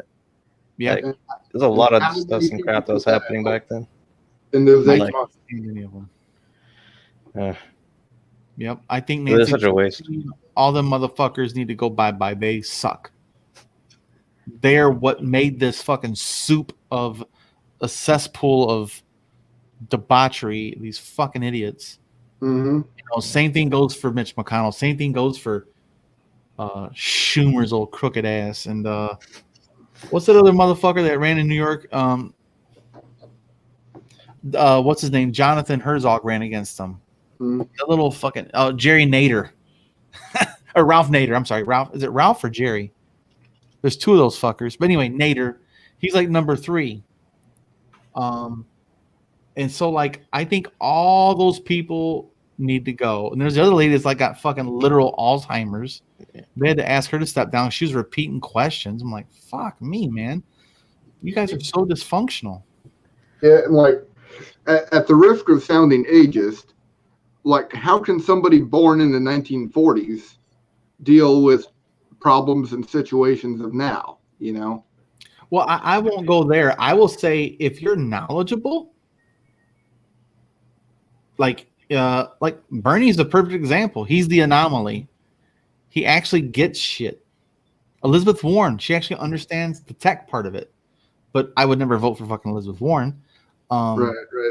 At first, she sounded good when she first started saying she's run for president. Like I tolerated her at first, but she made vague statements. But as soon as you got into the details, it goes to shit. Yeah, pretty much. That's what killed me with her. Mm-hmm. That's why I read everyone's policies. That's how I discovered Andrew Yang's stuff. So I actually started saying, okay, who's running for president? Because the fucking 2016 election caught me off guard. I didn't vote for Trump or Hillary. I voted third party. I voted for Gary Johnson. Mm-hmm. I was like, I don't know shit about him, but he can't be worse than these 2 fucking turds, as far as I was concerned. I was like, they're both elitists, and I don't fucking get down with that shit. Yeah. And I just don't. These motherfuckers, I don't trust them, man. But then I was like, man, I didn't see that shit coming. Wow. The media is fucking stupid. They're like, 95% chance Hillary wins by 45.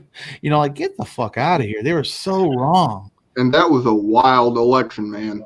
I'm glad. Here's the thing. I'm glad she lost, but I wasn't happy that Trump won. I was like, fuck. Either way, I was going to be disappointed. You know what I mean? Because Gary Johnson wasn't going to win shit. We need ranked choice voting.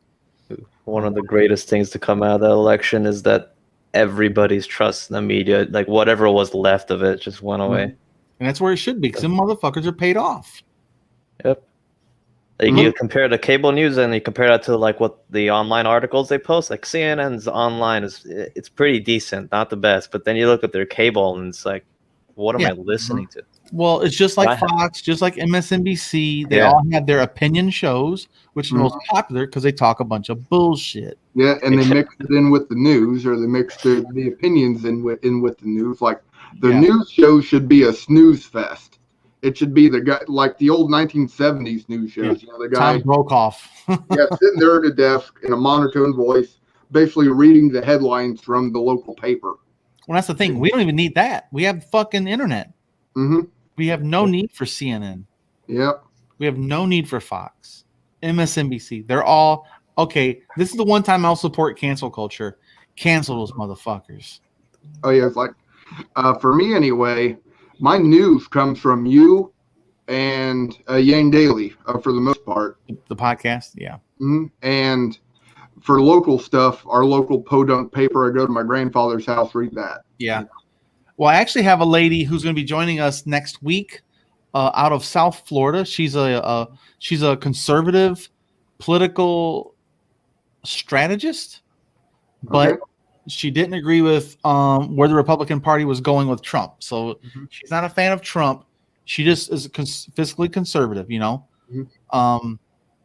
And so she's going to join us, man, and help. And I think she'll bring some more legitimacy to. That's her background, is all politics. She went to college for politics. Like, if we can get her on here, once a year or once a week, and have someone, because she's center right. And if we get someone center left, like, I would love to pair up with her too, or someone else that has some good experience with being on camera and has a legit fucking setup, like actual lights and a camera, you know. And has fucking time. That's the hard part. Has time to do things once a week with her. We're going to work on it, man. We're going to figure that shit out. But if we can do 3 nights a week, we can do like Sunday, Tuesday, Thursday live streams. And then all the clips will be out on Monday, Wednesday, Friday. You know what I'm saying? Like, we can have everyday content. What I'm wanting to do is on the weekends, kind of do what me and Matt are wanting to do, is have like panel discussions about one topic and just really go fucking ham in that shit, you know. I would love to see that, because there's a lot of topics that just need that long form debate. Yes. You know? Like the big one, border control, gun policies, Israel. Like, I don't know enough about that shit. And I'm going to learn this week. I'm going to try like hell to learn as much as I can. And there's a documentary about it that there's a lady I emailed her yesterday, and she actually got back to me today. I was actually pretty happy about. But I might do a host a watch party of her documentary, and we can all like have a chit chat afterwards. But yeah, man, I want to learn more about it, because apparently it's a big fucking deal. I don't know why this 25 mile by 5 mile strip makes so much difference here, but it fucking does. It's like the size of a county. Well, let's be real. They have 25 million Palestinians trapped.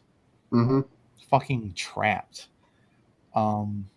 It's genocide. It's a slow, torturous genocide of some sort. Like, I don't know enough about it, but I know that they can't fucking leave. They can't even go in the ocean. They'll get killed, shot. Oh yeah, it's like weird situation going on there.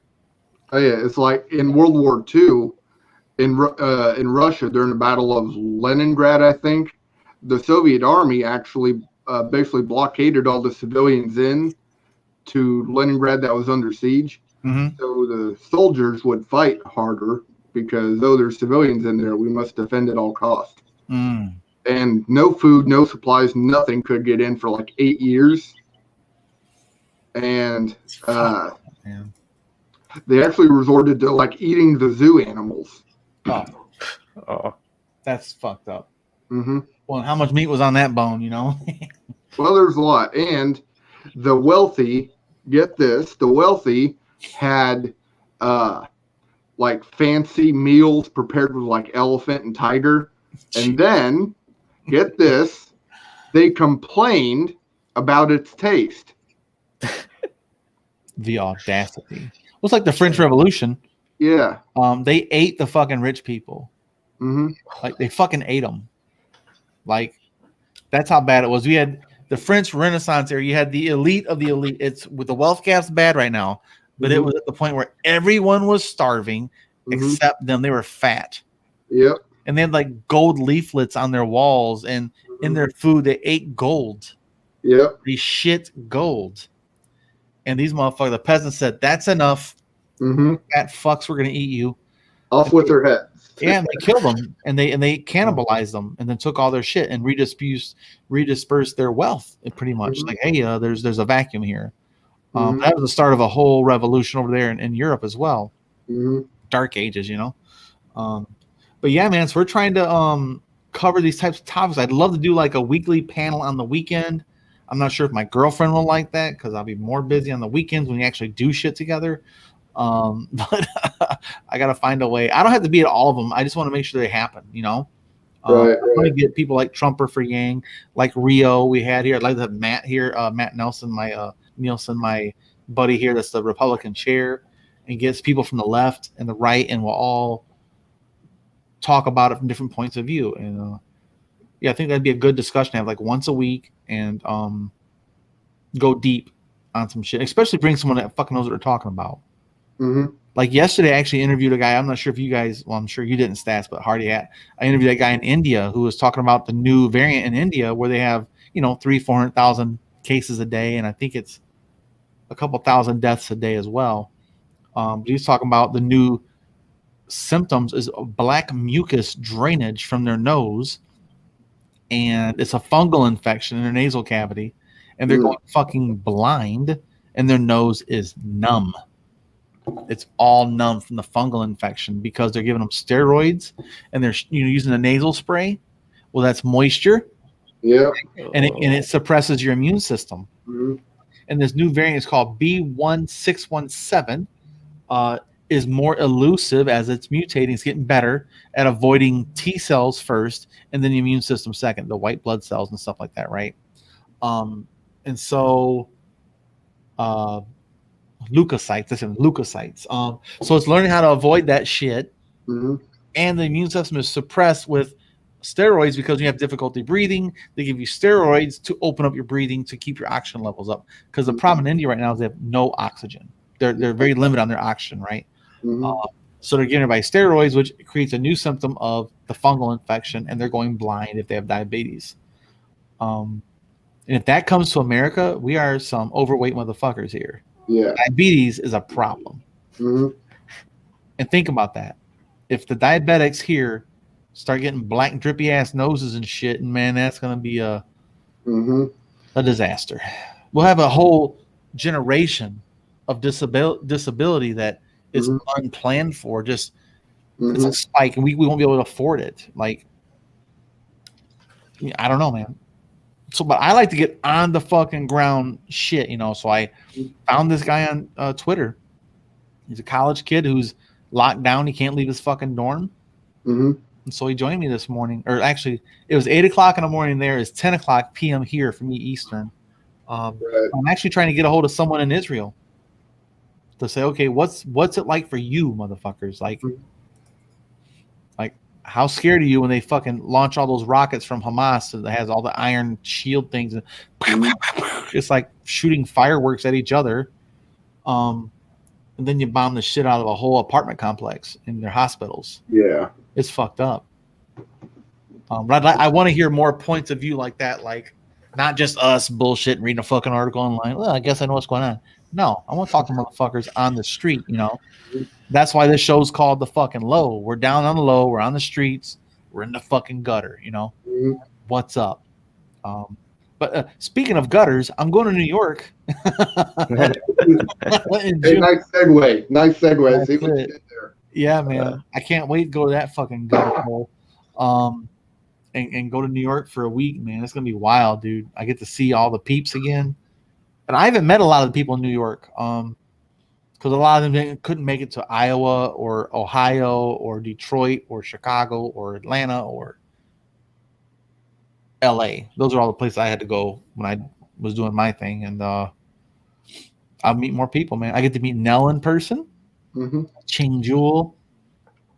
Lots of people I've been working with in the Yang campaign and the volunteer groups, and super fucking excited for that, man. I can't wait to finally see some more fucking people, man.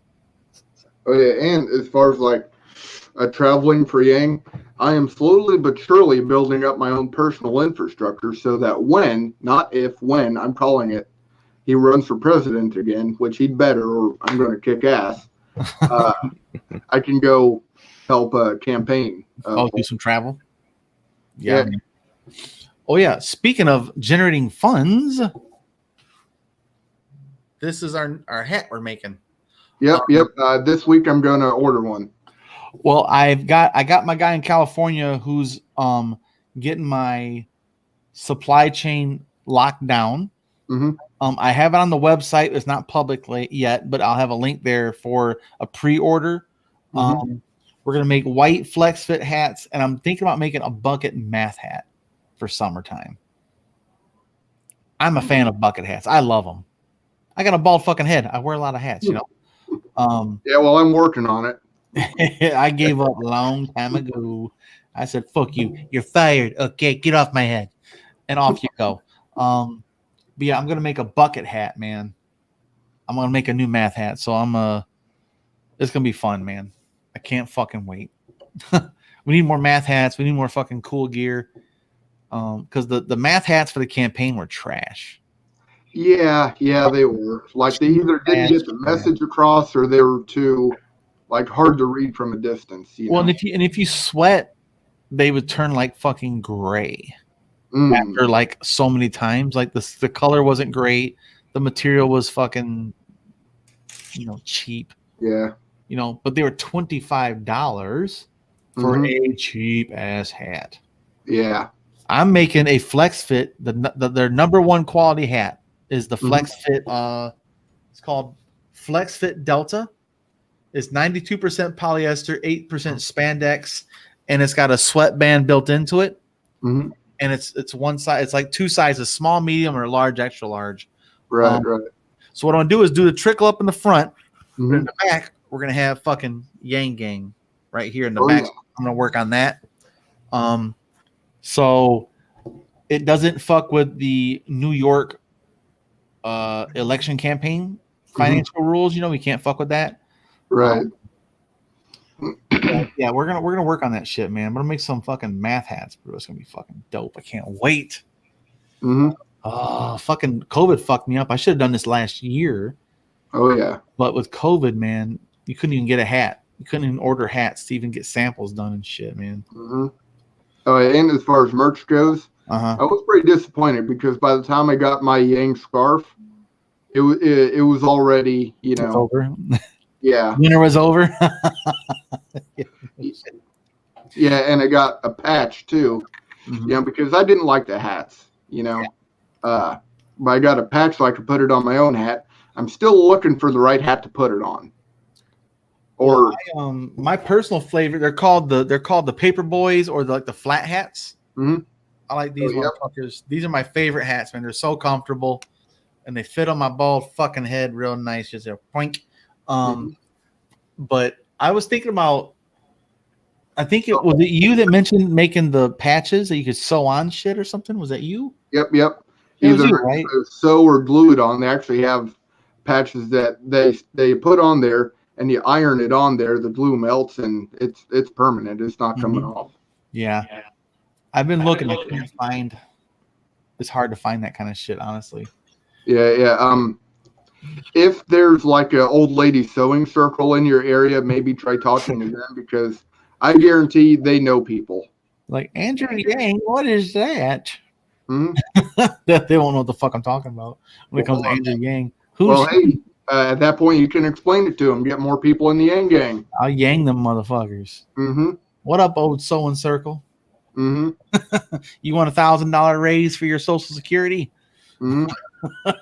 That's over now. That's not even a fucking talking point anymore. But I still want to see universal basic income. I still want to see people get fucking health care. That's the two big things, man. And I do think it'll happen in my lifetime. I hope by the time before I'm an old man, realistically, like if I really go with my gut feeling about when universal basic income is going to happen, at most by the time I'm like middle-aged. I would say if things keep up with any kind of more healthcare pandemics, which are going to be increased risk because of our international travel and our world market, we're going to have more global pandemics. I think it will first be instituted as a emergency plan package. And we'll get it for 3 months. Then everybody's be like, yo, this is fucking sweet. Why the hell we stop this? Imagine the potential and da-da-da. Everybody see the good parts of it. Like, hey, my stress is down. I don't have to work a second job. I spend more time with my kids. Me and my old ladies getting along because we ain't fucking up our money. You know, like, you know, mental health, whatnot. Drug addictions. Yeah. And that's basically what happened with the National Health Service over in Britain. Yeah. That started during World War II because during the Blitz, it was just too much of a headache to deal with everyone paying health bills. Blitzkrieg. So just like, okay, send the bill to the government. After the war, people were like, hey, let's keep this. Yeah. Yeah. But yeah, I got high hopes, man. But I'm also a pragmatic humanist. So yeah, I know it's going to be about at least 8 to 12 years when it's really going to be long uphill struggle. Yeah. I feel like 2035 is the more realistic time zone for it. Yeah, that's what I'm saying. Like, I think, 8 to 12 years, a couple more election cycles. Now, I will say, if someone challenges Biden or Kamala, whoever's running, right? If someone challenges them, someone will run on universal basic income the next election cycle. And from now on. I do believe that. That's out of the bag on that one. And I want to see a fucking conservative running that shit, man. Me too. Like Zoltan Istvan was, but Trump was the incumbent. But Zoltan he was a transhumanist, so yeah, something like that. He was fucking weird, man. But he had a couple good ideas, just couldn't get behind it. He's like a person like thinks we should incorporate oh man, what do you call it? Tech into our biological selves, like yeah. Remember that weirdo? Yeah, that's stretching it. Like that's. But he's forward thinking. Right. And so that's one of my critiques of the conservatives. Is they're looking back, trying to maintain the past and project it into the future. I just want to move forward. We should. So like, I used to be a conservative. I thought we should conserve things that work. But now we're trying to conserve things that aren't working. Like tax breaks for Walmart. Fuck Walmart's tax breaks and Amazon, Bezos, all these motherfuckers. They don't. I think I read the other day is like 7 of the top companies paid $0 in federal taxes in 2020 for 2019 or in 2021 for the 2020 tax season. Which reminds me, I got to finish my business taxes this week too. Fuck.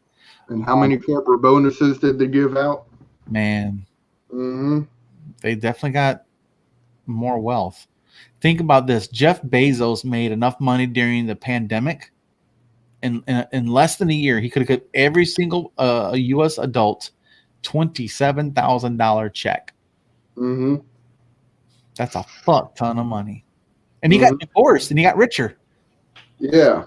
And his wife's giving away a couple $1 billion already, man. I like her. I was like, what's up, baby girl? You want to help me out? I got a little something going over here. Please and thank you. I just feel like we got to optimize the way we do our taxes. It's like if you compare just like the way we do taxes here, I just feel like it's backwards thinking when we have like a flat corporate tax, but even considering just the corporate tax, that was at levels higher than most of the developed world to begin with. It's just that they don't really work off of that tax. They use value-added tax and other forms of taxes. Yep. So here's the thing. It don't matter what. You can raise the corporate tax as high as you want. They have tax write-offs. There's too many fucking write-offs, too many loopholes. They can put their shit in fucking Ireland. That only works when you're really up there, like with the Jeff Bezos types. If you're a small business just starting off and you got to pay like 99% corporate income tax, so you're kind of screwed. Yeah, exactly. And like that's already one of the biggest issues with corporations, besides having to deal with all the wages, which is why like I personally don't like the idea of a $15 minimum wage, especially in states where it's currently like 7.25. You double that, or it's more than double in those states. So those businesses are dead. But here's I the feel thing, like we should be doing more for the small businesses and less for the big businesses. Well, I'd like to talk about that. That's a good point. To me, right now, we can't afford not to increase it something, right? But I think it should be regional. There should be a cost of living formula of some sort, right? Like in New York City, it's already $15 an hour because the cost of living is so high. LA, Chicago, it's already $15 an hour in the big cities. A state minimum tax, a city minimum wage tax, or minimum wage, not a tax, I'm sorry. But like fucking Louisiana doesn't even have a state minimum wage. They said, fuck it, whatever the government makes you pay, that's what you pay, which is 7.25. I think 7.25 or 7.50. I think it is. I think it's 7.25. Now in Louisiana, and let's also be real, the cost of living is significantly lower, and it's only that because they're so fucking poor. So fucking poor. So that's why I'm a proponent of universal basic income, because it will help the people in the rural areas the most. So that's kind of where I'm at, and to get people off of welfare too. Although 1 point towards $15 minimum wage, or 10 or 11 or whatever, raising it in a big chunk, is that we don't raise it automatically through inflation. Like, we only raise it every like 5 or 10 years. So that's our big issue. It's only being raised, or it's being raised not just for now, but also like 4 years from now. Well, yeah, it's incrementally. So like it would start out at like 9. I think it'd go to 9 this year, and then 11, then 12, 13, 14, 15. That's like every $2 every year or something. Yeah. Slowly work it up. The way we're doing this in like California. So California a while back implemented the $15 minimum wage, but it wasn't instant. So every year we increase it by 1 until 15, and then we adjust it based on inflation. Yeah, I don't have a problem with that. Right? Yeah, I don't have an issue with adjusting it for inflation, but like have like at least one Excel document that I made myself, just tracking like poverty and all that with these different states, and minimum wage really doesn't have a trend with poverty. That's something really inconsistent with states. But the thing with me, minimum wage only applies to those who's earning wages in the job market. Yeah, it doesn't help stay-at-home moms. It doesn't help people who are taking care of their ailing parents, or disabled children, or whatever, right? Or people working for nonprofits, volunteering. They have value in the market too, especially people volunteering for nonprofits. I think so. A UBI is $1,000 a month. That's a $6 an hour raise for everyone across the fucking board. So that's why I don't like unemployment insurance. Shouldn't be the only way we stabilize the economy, because it's only the people who have fucking jobs. Only people have lost their jobs too. So I really hate the way welfare is here. Yeah, honestly. It's fucking terrible, man. And what's going to happen here, to me, $1,000 a month gives you a base to build off of, and it doesn't penalize you for getting a fucking job. Like, I'm a product of welfare. My mom was on welfare, and so was her parents, and so were their fucking parents. You know, we got a real legacy going. But, I had to go to the military and go to the college and all that shit to get out of that cycle. I was, fuck this shit. I'm not going to be a loser. I'm going to try like hell not to be a loser. Because we had it rough, man. And I was like, fuck this shit. But so if my mom worked 34 hours a week, we'd get, let's say, $200 a month in food stamps. If she worked 36 hours a week, we get 150. And those 2 hours wasn't $50, right? So not even close. We would have less resources for working 2 more hours a week. We get less resources. So it's not a safety net. It's a safety snare. Once you're in it, they got your ass. It's not a safety net. It's a spider web. I'd say it's a snare, man. It's got you. No matter how hard you pull, it actually digs in tighter and it hurts, And that leap to get off of welfare is like a $500 leap. And like, you gotta get another job. That's fucking stupid. Why would I work 80 hours a week to not have welfare but not have any free time? I'm just a slave to the market then. Yeah. It's pointless. So that's why I don't like the way welfare is as punitive. I think it should be what do you call that when you curtail? Tapered, right? So let's say the poverty line, like right now, it's like $12,300 or $900, whatever it is right now. So you break that down to 52 weeks. It is what it is, right? So let's say it's like $1,400 a month or $1,600 a month, right? Is what it takes to live with housing, food, shelter, electric bill, right? And clothing.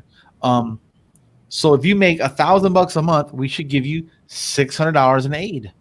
And if you make 200 more bucks, we should take away 100, half of that, and slowly wean you back to that point where you're making $1,600 a month, and you're just getting a little nudge. You're getting like $100, but you're over that line. You're not dying here. You're just over that line slightly, and then you're off. You can get as much overtime as you want. You're not penalized for working too much. But of course, that'll never fucking happen because they need you on welfare to control you. And that's not factual. It's just my point of view. Yeah. It still makes sense. Yeah. And to me, the minimum wage hike, it disincentivizes entrepreneurship. That's the big one. No one's going to start a lawn care business if you got to hire a motherfucker for $15 an hour. Right. How many fucking lawns you got to cut to make up for that? It's not going to kill it, but it's going to curb it. It's going to curb it. It's not even just a wage. Like they're trying to get all employers, regardless of income, to try and cover things like health insurance. They want to attach that to all jobs, and I hate that idea. I want that off I want insurance off of the employer's backs. I want the public option for Medicare. I don't want single payer. I want the public option. So I work for a hospital, and I'm a physical therapy guy. I pay about, when it's all said and done in 1 year, it's $9,500, $9,500. Yeah, $9,500 a year, about $10,000 for healthcare. Now, if they come out with a Medicare package, and you know how Congress is, they suck. Now, if it costs me $1,200 a year for healthcare, I'm not opting in. I sure the hell don't want it shoved down my throat in a single payer system. I want my options. I want my opt, and so that's why I support the public option. But I think healthcare should be offered to everyone that's a U.S. citizen. We are the richest country in the world. Don't tell me we can't fucking afford it, man. We got 100-something military bases all over this world. That shit, Guam. I mean, what the fuck are we doing? It costs $1,000 to send $200 worth of food. It's stupid. Yeah, there's a lot of fat that can be trimmed. Well, it's just inefficiencies, right? I'm fiscally conservative. Be conservative, man. Oh, let's take $200 send it over there. It's gonna cost $1,000 to send it over there. Man, get the fuck out of here. Bring them over here. Have them get it here. Hello. One thing we need to audit too is audit the government, see where the hell our money's going. Yeah. We need to beef up the IRS to check those motherfuckers out. And I got a problem with the IRS. That's a private business. It is not a government institution. No one's elected. These motherfuckers are getting fat for hassling us. Here's my thing too about taxes, right? They know how much we made. Why the fuck do I got to pay an accountant for you to tell me, and then to tell me I was wrong? Bitch, you know how much I made right there, and you know how much I owe. Only take what I fucking owe. It's just, what the fuck? Why is this? If you make $1,200 this week, you owe $250, then fucking take $250 flat. I'm tired of this bullshit. What is it? Don't do the tax return next year off of this year's wages, but you got a new tax code. Fuck that shit. What is it for this tax year? And we're going to take it out as we go. Yep. It's like a VAT. We collect this income as we go, not once a year, and then we blow it out of our ass. Same thing with the VAT tax, like you were saying, Stats. Collect it at the transactions between business to business and business to customers. Instead of just all the customer.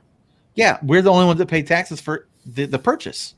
And the VAT can be customized to be less penalized on the poorer people that have diapers and formula and water and food and basic necessities. Like, guys, this book right here is blowing my fucking mind, man. The Red Herring Effect, if you guys can see that. Yeah, and I'm writing that down too. Paul Sisler. I got a link on the homepage at the Trickle Up to this book right here. I don't agree with everything Paul says so far, but he makes some great fucking points about taxes. He has an idea. He has a plan to get rid of all income tax. I agree with that. And tax the gains on the stock market. Oh yeah. They're the ones winning. Why do you rob a bank? Because that's where the fucking money is, right? Yeah. Why are you taxing the poorest people at the highest rate? The fuck? Like, I don't think we should only tax the rich, right? I think it should be tapered, just like welfare. The same taper. The more you make, the less you're hurting. Let me make $1 million a year. I don't give a fuck how much you tax me after $1 million. tax me after $1 million, man, fucker. I'm good. I got $1 million every year. You know? Yeah. My idea with the whole income thing is you get rid of the income tax and instead you focus it more towards consumer Absolutely. tax. Yes, the VAT, man. I'm telling you. Europe's average VAT is 20%. Yeah. Do we even have anything remotely like that? I think maybe on the state level we got like a little bit, but nope. No. There's no way to really enforce we are scared of the VAT for some stupid reason. I don't know. I don't know if you even consider this one I'm talking about as like a VAT. You know, whenever you go to a store, you buy something, you pay your state tax. I mean, increasing that to make up for the absence of a income tax. So instead of people who sit there buying a bunch of crap that's overly expensive, and you can focus the tax based on the certain products too. I'm gonna try and find this section in here. He talks about the tax. I think Yang even mentioned that too. I mean, he says specifically VAT that it will be focused towards luxury goods, but you can do the same thing with a consumer tax. Well, and again, if you capture the business to business, that's $1 trillion with a 10% VAT. That's a conservative tax.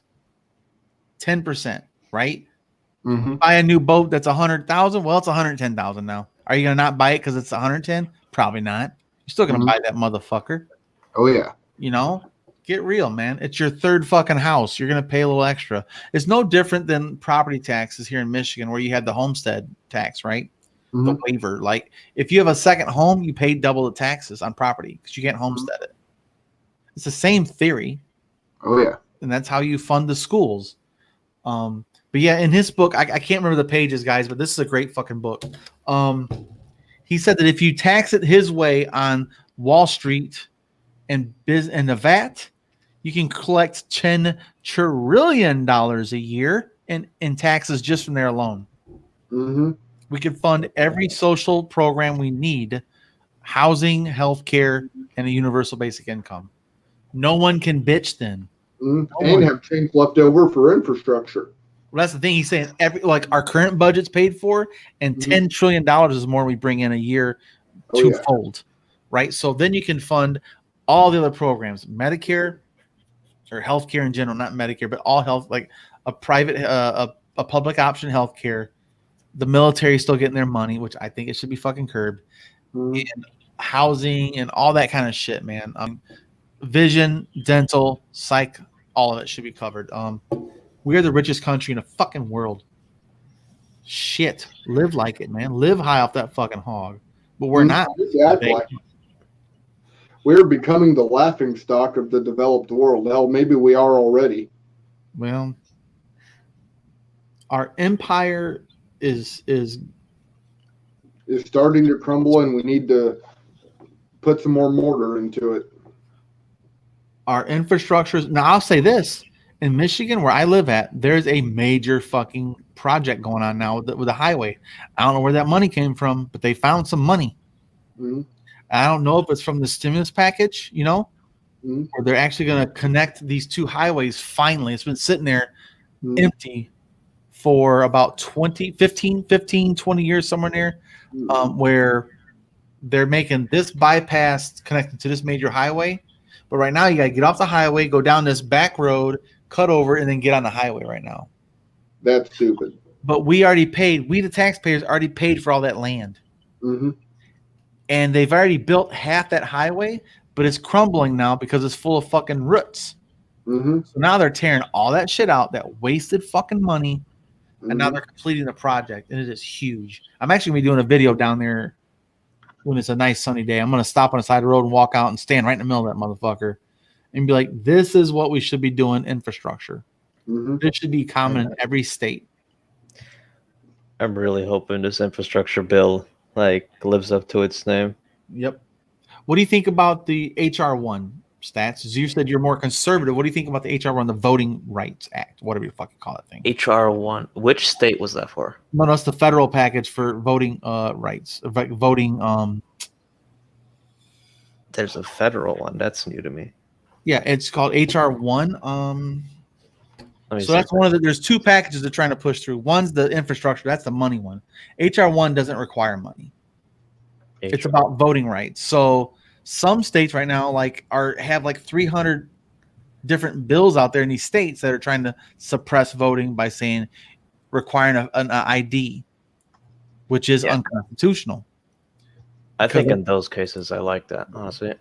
Well, but it's not. You can like it, but it's not constitutional, right? You should. Is it really not constitutional? Yeah. I'll explain it then.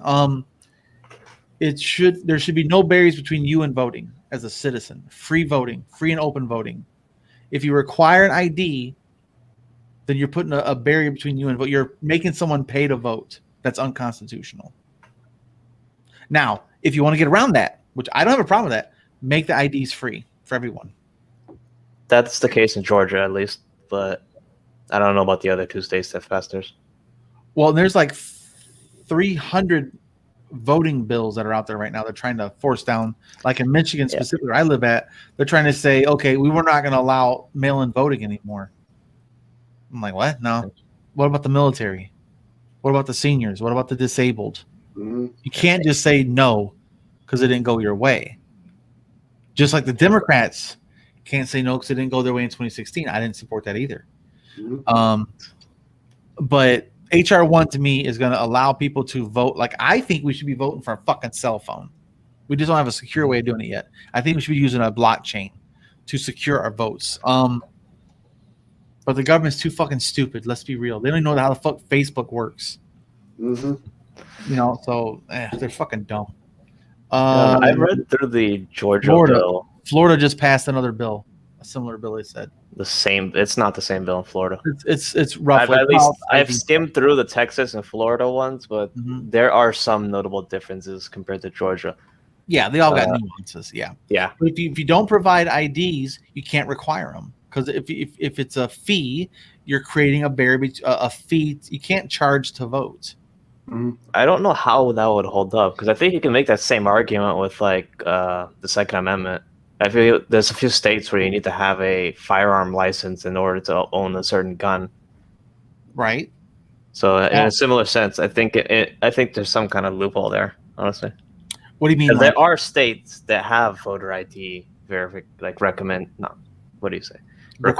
it. Yeah.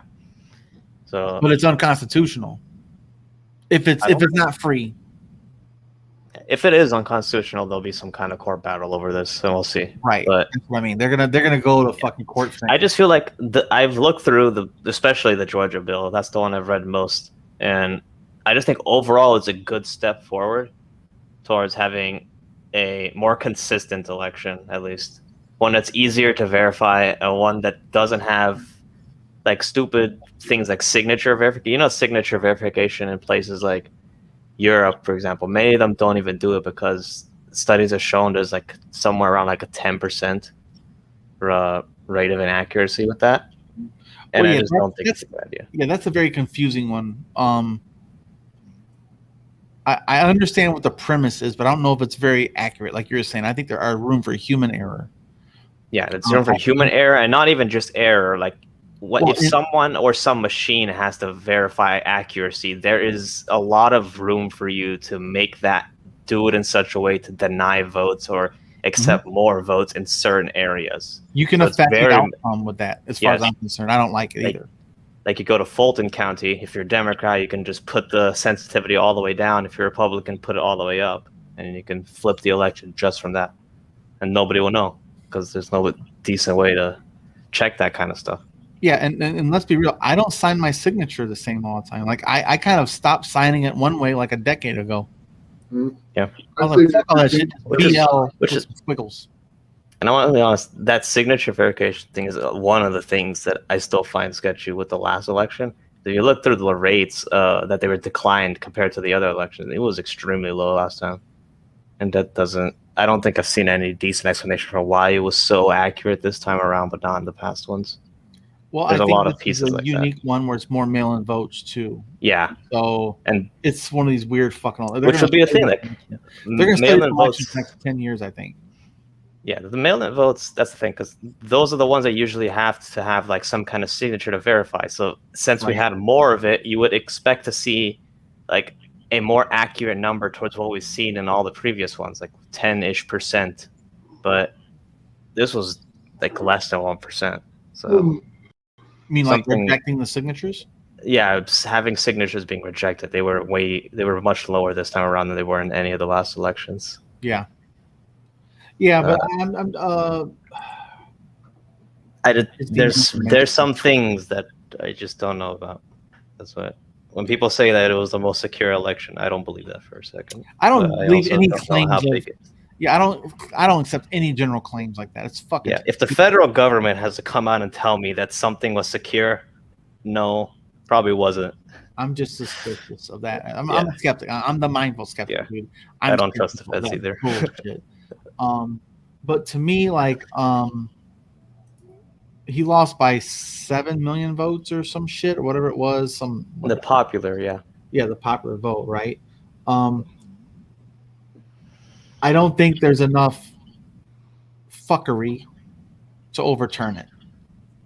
I think I saw that if you look in I think it's 2 states that he had to win, and the margin for winning those states was somewhere like 10 to 20,000 votes. Yeah, well, that's the same margins as Trump won by. Yeah, but we didn't have to reinvent the entire fucking government because of it. Well, they had an investigation into voter fraud in Russia and all that crap for like 3 years afterwards. We don't have that. Yeah, fuck Russia. That's a stupid ass thing they did. It's dumb. But when it comes right down to it, Hillary accepted the fucking outcomes. She said congratulations. Maybe she fucking won. On the night, yes, but like some of the recent statements that she said, it's like, oh yeah, fucking Hillary's a scab, man. Let's be real. Yeah. I didn't vote for her. I wouldn't have voted for her either. Yeah, she did say, you know what, he won. The voters have spoken. Donald Trump has won. We have to get behind him. Blah blah blah. That bullshit they do. Trump is not. Trump's a sore loser. Okay, he's not a class act. It was stolen. It's the biggest. I won by the biggest margins ever. And get the fuck out of here. But it's been verified. 3 audits in Maricopa alone. Mm-hmm. 3. Sooner or later, you just gotta fucking pack it up. Yeah. It's fucking. I think one of the things I mentioned earlier, at least in the chat, this was like the Georgia phone call. They were trying to get him impeached over this thing too. Well, the state, not federally, the state is though. The Georgia district attorney is coming at his ass. Yeah, that phone call during there, because I remember listening to the entire thing. It was like an hour or so long. And one thing that stood out to me was for most of the phone call, it was just him saying, "These are like the data that we found," and then the state officials would say, "Our data says something different, right, but you don't have access to it. You need to deputize the lawyers to get access to this data." And I found it to be very interesting. So they're saying the data that the public has regarding the election is not the same as the election officials. I don't know if that's standard. I have no idea. I don't know either. I just remember that specifically about the phone call stood out to me, and I don't know how. Stood out to me. That motherfucker said, "Find me 11,000 votes." Yeah, that is out of context, though. I listened to the whole thing too. I did too. So it was like in the context of him listing out, him saying like, we found this much here, we found this much here, we just need this many. Mm-hmm. So when they're trying to make it, what did the Secretary of State say to that though? The Secretary of State. The Secretary of State is the phone call he made. It's like saying, you guys need to fucking fix this shit. Right? So his name is Rafflesberger or whatever his name was. Something Burger. The Georgia Secretary of State. And Sean Kemp. Or not Sean Kemp, that's a basketball player. Governor Kemp, whatever his name is. What's his name in Georgia? Something Kemp. But yeah, so the phone call was with Kemp and the lawyers, like a motherfucker, of course, and then the Secretary of State, the district attorney, all the motherfuckers were in it. But not the district attorney, I'm sorry. But he was like, I'm telling you, it's bad news. It's not good for you, But he just flat out said, we need 11,741 votes, whatever that number is, somewhere around there, right? Yeah. And the Secretary of State said, sir, they're not there. It's not there. And he's like, I'm telling you, they're there. And he's like, we do not have that. Those numbers are not accurate that you're throwing out there, So you got a guy who thinks that he won by the amount of votes that he found through his investigation. Yeah. And then he's saying to the state, all we need is this many of our votes that we found to be actually confirmed. +1. So when they were trying to make it sound like he was trying to get him to forge votes, I think that's really stretching it.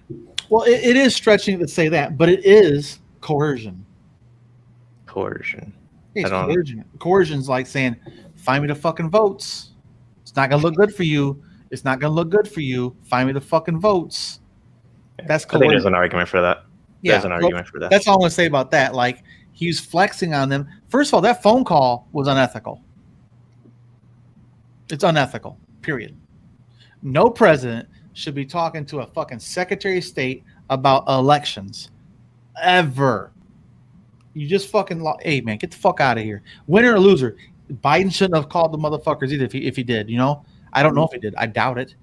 Because he fucking won, right? But even if he won and said, hey, great job, guys, I'm glad, you know, like, I think that's unethical. There should not be a fucking good old boys club. There should be no communication. The federal government has no jurisdiction on the elections. It's a state election.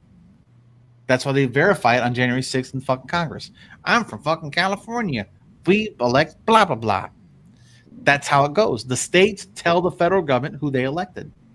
The federal government doesn't know how to do it. That's the interesting thing I found about that too, because it wasn't like when he was doing that lawsuit in particular that the phone call was over, he was doing that lawsuit as a private citizen, not as a president. So there was no federal authority there. But he was the thing that he was the president. He was the president when he made the phone call. Yeah. So he was not. Yeah, I know what you're saying there. No. It's just that the lawsuit was done as the powers within that. Mm-hmm. I don't know. I just think it's something that. What gets me though is that we impeached the president for a blowjob, and no. You know, we impeached him for perjury. Yeah, for lying about the blowjob. Yeah, the perjury. Yeah, that's what we got impeached for a blowjob. Right, but still, we impeached him for lying about getting a blowjob. Mm-hmm. Yet with all the stuff Trump's pulled, I do think he should have been impeached. Whether or not that was actually possible, given the current climate, that's a different story. But like, how did we jump from you can't even lie about a blowjob to you can do all this other shit? Like, how did we escalate that much? Well, I'll say this: Bill Clinton's fucking stupid. First of all, mm-hmm. Right? He lied under oath. He's a fucking idiot. Yeah. He don't know how to talk himself out of a fucking lie. Like, I don't know, define sex.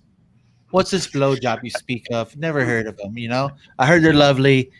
Ivanka, have you heard of them? Like, I give the plus. Bill Clinton couldn't even fucking tap dance out of that shit.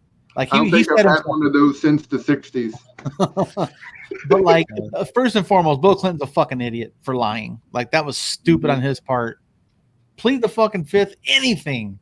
But lie under fucking oath, you dumb son of a bitch, But he's been fucking people for decades, from Arkansas to the White House. And that's probably cousins. Yeah. But I'm sorry, I had to. It was too. But like, when it comes to that, like the Democrats also voted to impeach him because it was wrong. Mm-hmm. Now, I don't think Russiagate impeachment was a fucking joke. It's a waste of taxpayers' time and money. They could have been actually legislating. And then you have the phone call to Ukraine. Joe Biden did the same fucking thing. Mm-hmm. It's disingenuous and it's bullshit. There was so much irony there. Yeah, it's the same fucking thing, man. And again, a waste of political clout, of a political capital, and a waste of taxpayers' money. That costs a lot of money. Mm-hmm. Our fucking money. It's my fucking money. They paid those dumb sons of bitches to play their little game when the majority's in the Congress, in the Senate, and it wasn't going to happen. We knew the result of the game before the game started. Why are we watching this fucking game? Stop playing the game. You lost 1-0. It's just simple, right?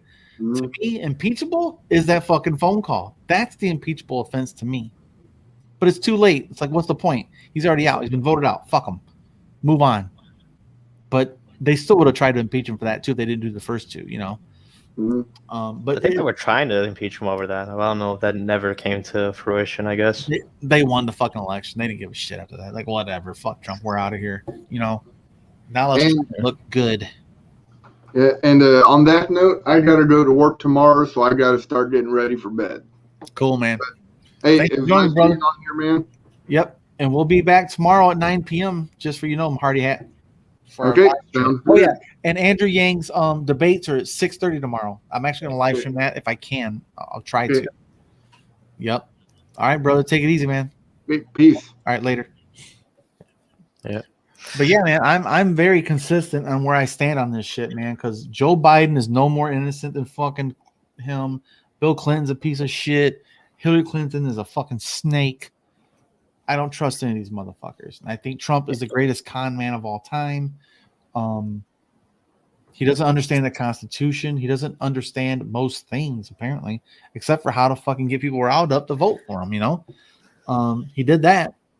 The perfect. One of the things I really didn't like about his presidency is he didn't really know how to use his powers to get anything done. If he was I know he kind of at least got some votes because he wasn't an establishment politician. Yeah. But that also screwed him because he didn't know how anything worked. Well, that, and when you bring people in around you, if you don't know what the fuck you're doing, you better bring in some smart people around you to make you look good. Kind of like Ronald Reagan, right? Yeah, he did the opposite. Brought in people who made him look worse. Everyone who got charged with anything was just people he brought in. So yeah, did a pretty bad job in that regard. So to me, he's more like a gangster, like what's his name? Teflon Don in New York. What's his last? Gotti's. Like Gotti never got busted until the end, but everyone around him had to get busted first. He always made them do the dirt, right? And then eventually he got caught up on a fucking phone call because of the RICO Act. And Trump was the same way. He shit on everyone around him. I'm going to hire the best people, the most qualified people, then he hires his fucking kids, come on, man. And then he fires everyone he hired. It's the best until they don't do what he says. It's one of those gangster kind of shits, and it is what it is. I accept it for what it is. And I just thought his policies were terrible. Some of them. I do admit he did a good job on the VA. I'm a veteran, and he allowed for outside referrals for the veterans. I like that. He beefed it up. I appreciate it. He was right for the wrong reasons, and he was wrong for the right reasons sometimes too. That's what's really confusing about him. Like shutting down the flights from China was the right decision. It's just for the wrong reasons, as far as I'm concerned. And same thing with the border. It's like right now we have a border crisis. I mean, a legit crisis. Like tens of thousands of people showing up, and kids not showing up with fucking parents, man, unaccompanied. It's not because there's more people coming. It's because all those people were fucking waiting. And as soon as Biden, and also we kind of screwed up the asylum stuff. That's the thing, man. Us rejecting asylum is an international crime. Like there's laws about this shit. I think we need more courts to help filter people out. We need immigrants, man. Our birth rates are going down more than ever. I don't know. That's the one thing that I'm still a bit iffy with when it comes to immigration. I feel like we're really reaching a tipping point where it's just not getting beneficial for us. Do you like fruit? What? Do you like fruits and veggies? Yes, I do. Then you gotta like immigrants, man.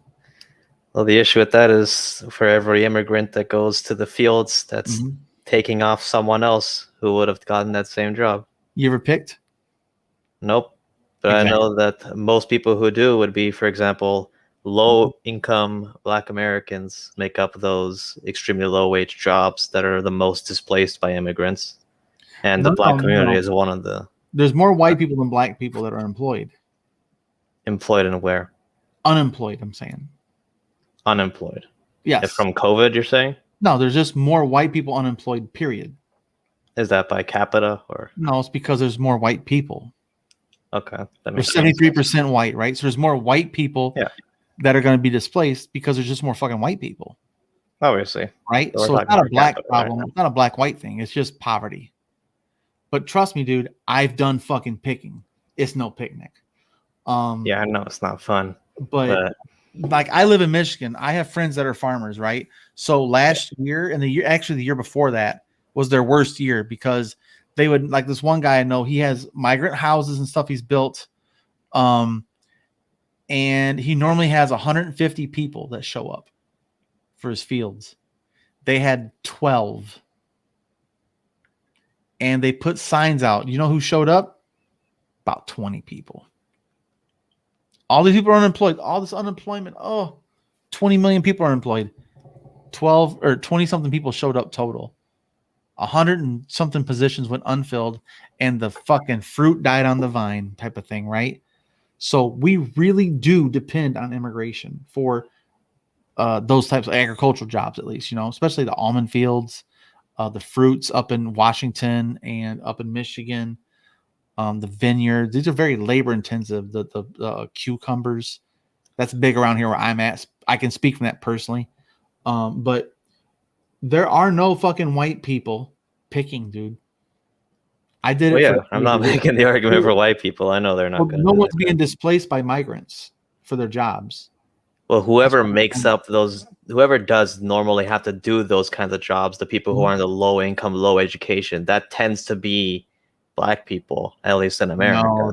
No, dude, that's kind of fucked up. I know it's fucked up, but that's the reality of things. No. Are you saying that black people are disproportionately unintelligent and uninformed and uneducated and unemployed? No, I'm saying of those groups, of the low income group, that tends to be mostly black. No. In America, I can look this up too. There's more white. At least of course, more white because there's more white people. Yes. But I'm talking per capita, like they're disproportionate compared to the population. Yeah, but per capita doesn't apply to actual fucking jobs. They don't hire people per capita. They hire people by numbers, sheer numbers, right? They don't give a fuck how many per capita is in your neighborhood. They're just hiring whoever they can get to pick these apples. Yeah. Right? They don't give a shit what the per capita is. Show your ass up and pick. We'll give you some money. So it is people that don't have any other options. That's what it is. But there are 73% white in this country. It's only 13% black, and the rest is Hispanic, Asian, and Middle Eastern, the others. So 3/4 of this country is white. So it's not an exact one to one. That means that probably, I won't say 3/4, maybe 2/3 of unemployed people are white. 2/3 of people that are unemployed are white. You know what I mean? Like just pure statistics, man, just math. It's more people are white on unemployment that are unemployed, that are uneducated.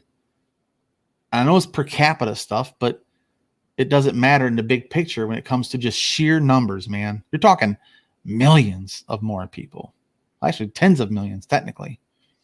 So we have 331 million people in this country, and 13% of 331 million. Oof, that's a big number. I can't do that off the top of my head. Let me look that up. Let me actually do it on my fucking calculator. 331 million divided by, times 13. Oops. Times 0.13. 430 million black people in the country out of 331 million. Right? So of those 43 million black Americans, it's around 10% unemployment rate. Right. So that's what I'm saying. Like, there's a lot of other people unemployed. So just sheer. There's a weird thing with it's a weird thing with the unemployment too, because before COVID was hitting, it was getting like really low unemployment levels. Yeah, but the only pushback I have on that is they were fucking minimum wage jobs. And I'm not saying it's a good thing, because when unemployment gets too low, there's issues. Well, and here's the thing: automation, those jobs will not fucking exist. McDonald's, truck drivers, Their prototypes for burger flippers and fucking fry cook thingies, they're all going to be in line, dude. Yep. One loader and one offloader. That's it. Mm-hmm. You're going to have like 4 employees per shift instead of 16 people. So think about also kiosks. That we have a restaurant here that's kiosks at your table. There's no waiters and waitresses. They're just runners. They drop your food off. You pay your bill right fucking there, right? There's a bar in Vegas that's a prototype for so instead of having 10 bartenders in this huge bar, they have 2. And those are the ones that just makes the mixes, the mixology types, right?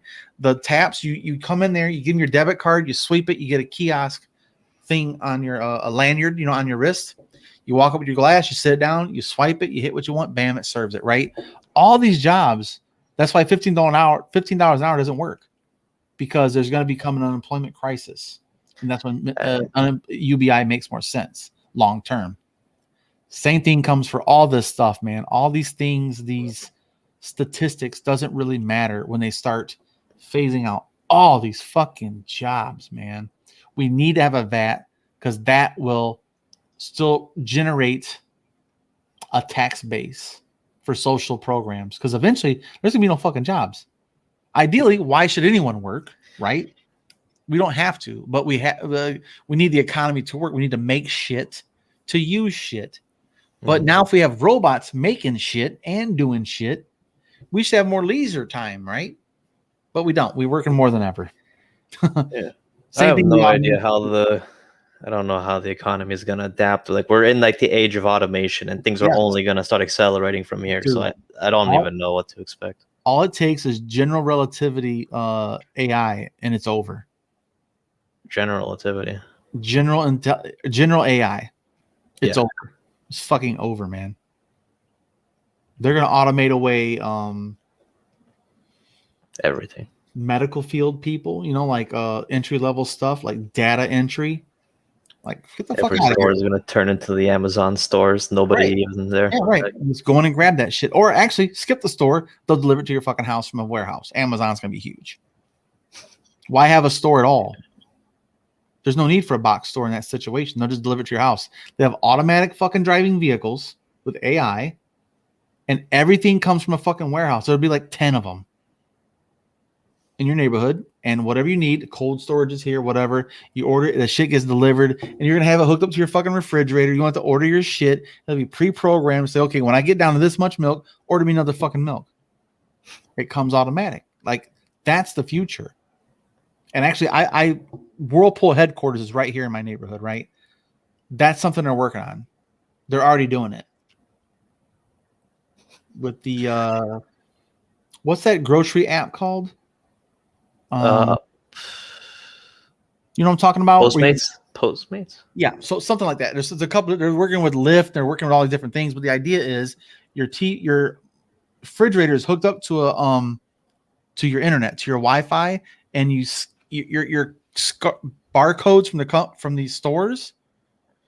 So you have a contract with Walmart, whatever, right? And you say, okay, Walmart, we're going to program all your barcodes in our system. So when you put your groceries away, you scan it in, and it keeps an inventory.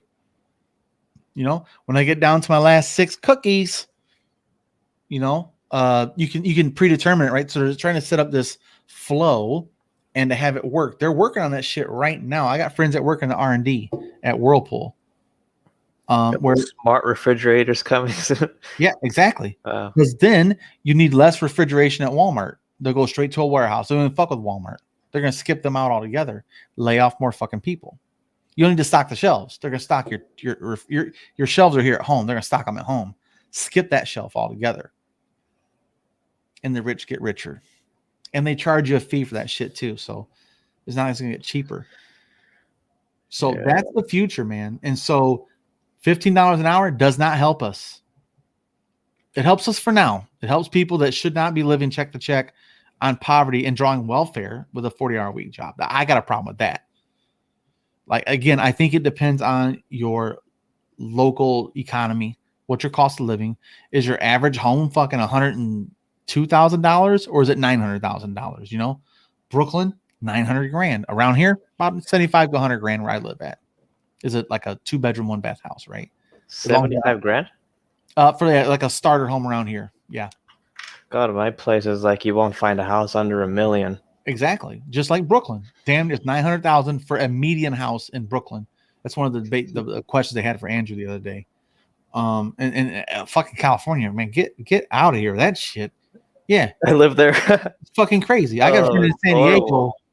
My buddy in San Diego, California, he's a regional bank manager for Bank of America and for San Diego. And he makes pretty good fucking money. His house was $475,000 on a foreclosure. And it wasn't even like in the expensive neighborhood.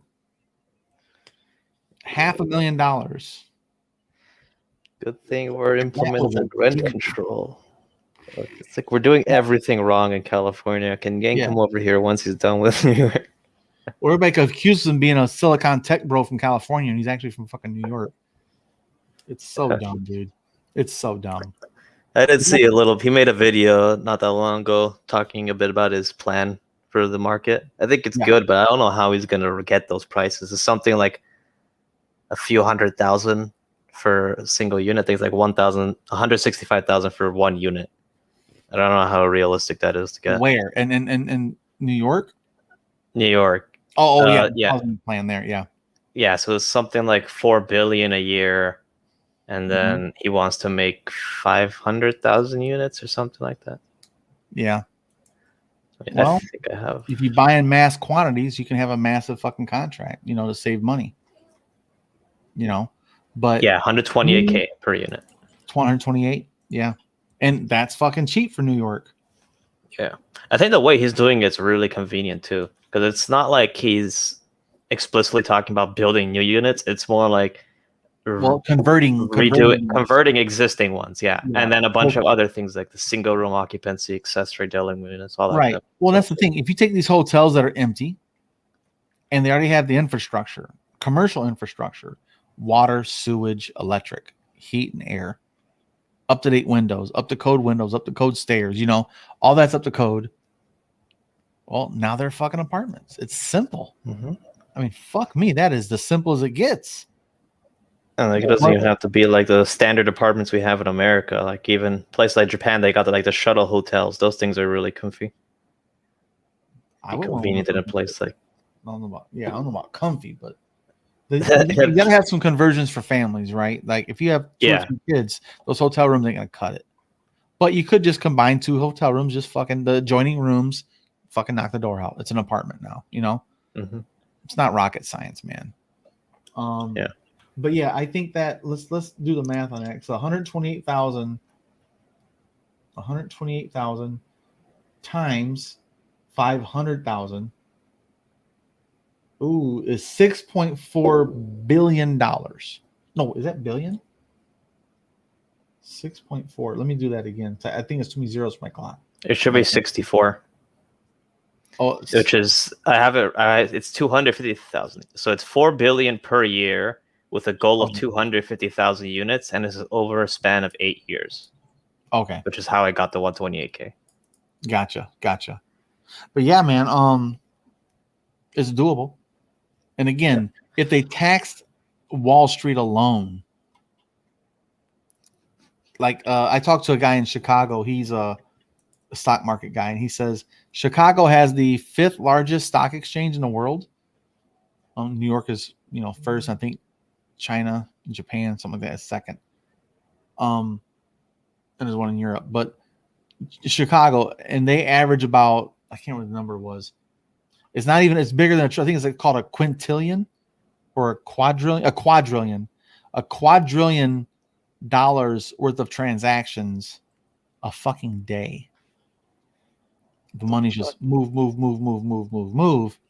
And he said, if you charge 0.1%, you can pay for universal basic income for the entire fucking state of Illinois. Just off of that one thing. Conveniently, Wall Street's just around the corner in New York. So. That's what I'm saying. There's so much money moving around this country, and we're not even trying to capture any of it. A fraction of a fraction. instead of taking 20% from my fucking check. You know, and I'm a father of 4, dude. I got 4 fucking kids. I'm a single father, single income, and I paid $9,500 a year in medical bills. And this year, technically, was my worst year, 2020, because my oldest stepson, he had a surgery in 2020. We had one in 2019. He had one in 2020. My youngest daughter had a torn labrum in her shoulder last year in 2020, and my youngest son, he had a torn labrum in his hip in November of 2020. So it's $9,500 out the gate plus all the deductibles. Oh, you actually got insurance? Yeah, I have private insurance through my employer, but I'm still playing out the fucking nose, man. How much does yours cost you? $9,500 is my monthly fee, like my monthly premiums, and then $3,500 a year out of pocket. That's how I got my $9,500, right? So it's $500 a month, then $3,500 a year. But then I also had to pay for all their fucking the 20%, right? So to meet that deductible, I had to pay $3,500. Plus, I had to pay for the co-pays and all that shit. And it's well over about, I think we added about 12 grand total. Yes, you're paying 9.5 grand a year or a month? Just base per year, $9,500 a year, right out the gate. As if no one ever goes to a doctor. It's $9,500 a year. Okay. Fuck. I thought you were paying I thought that was monthly. I was about to say, holy hell no, I wish I made that monthly shit. Good Lord. Ours is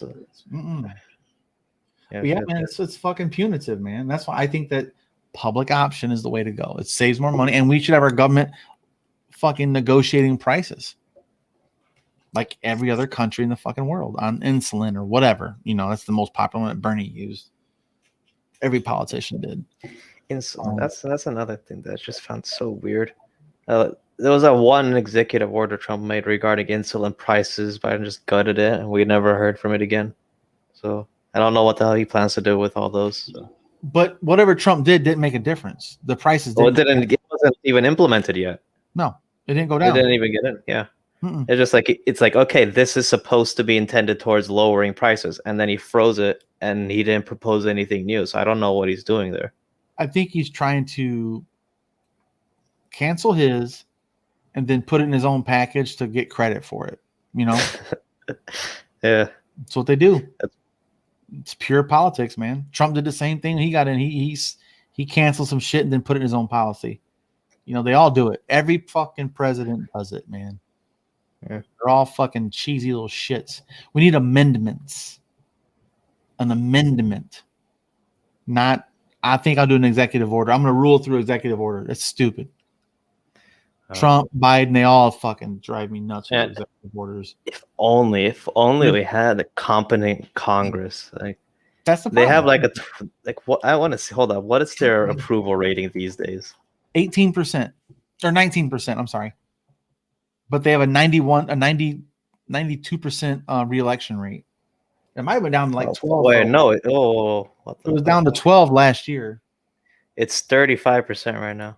Oh, now it is. Yeah, I'm saying it got down to like 12 to 9. I think it's under 20 though. I think it was 15% on December. Right. And so they have a 90 something percent, like 92, 98, somewhere near a re-election rate, right? They always get reelected, but yet no one fucking likes what they're doing. There should be a fucking 20% re-election rate if it's only 20% approval.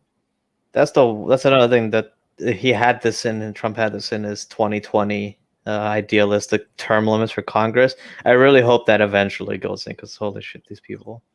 Well, here's the thing. They already have term limits. Every 4 fucking years we can vote them out. That's the problem. No, I mean, we shouldn't need term limits, right? So if they're doing a bad job, they should go. Every 4 years we should have a revolution. But we don't want that. Or they don't. The people in power don't, because that'll fuck up their power dynamic. Yeah. Every 4 years, if their term is up every 4 years. I don't know. I just find it weird though. With like the presidency, we limited it 2 years, and not 2 years, two terms. Yep. Mm-hmm. But with Congress, they can just keep getting reelected infinitely. Yep. I don't like it. They like. I think another way of curbing that, I like this taper effect of most things, right?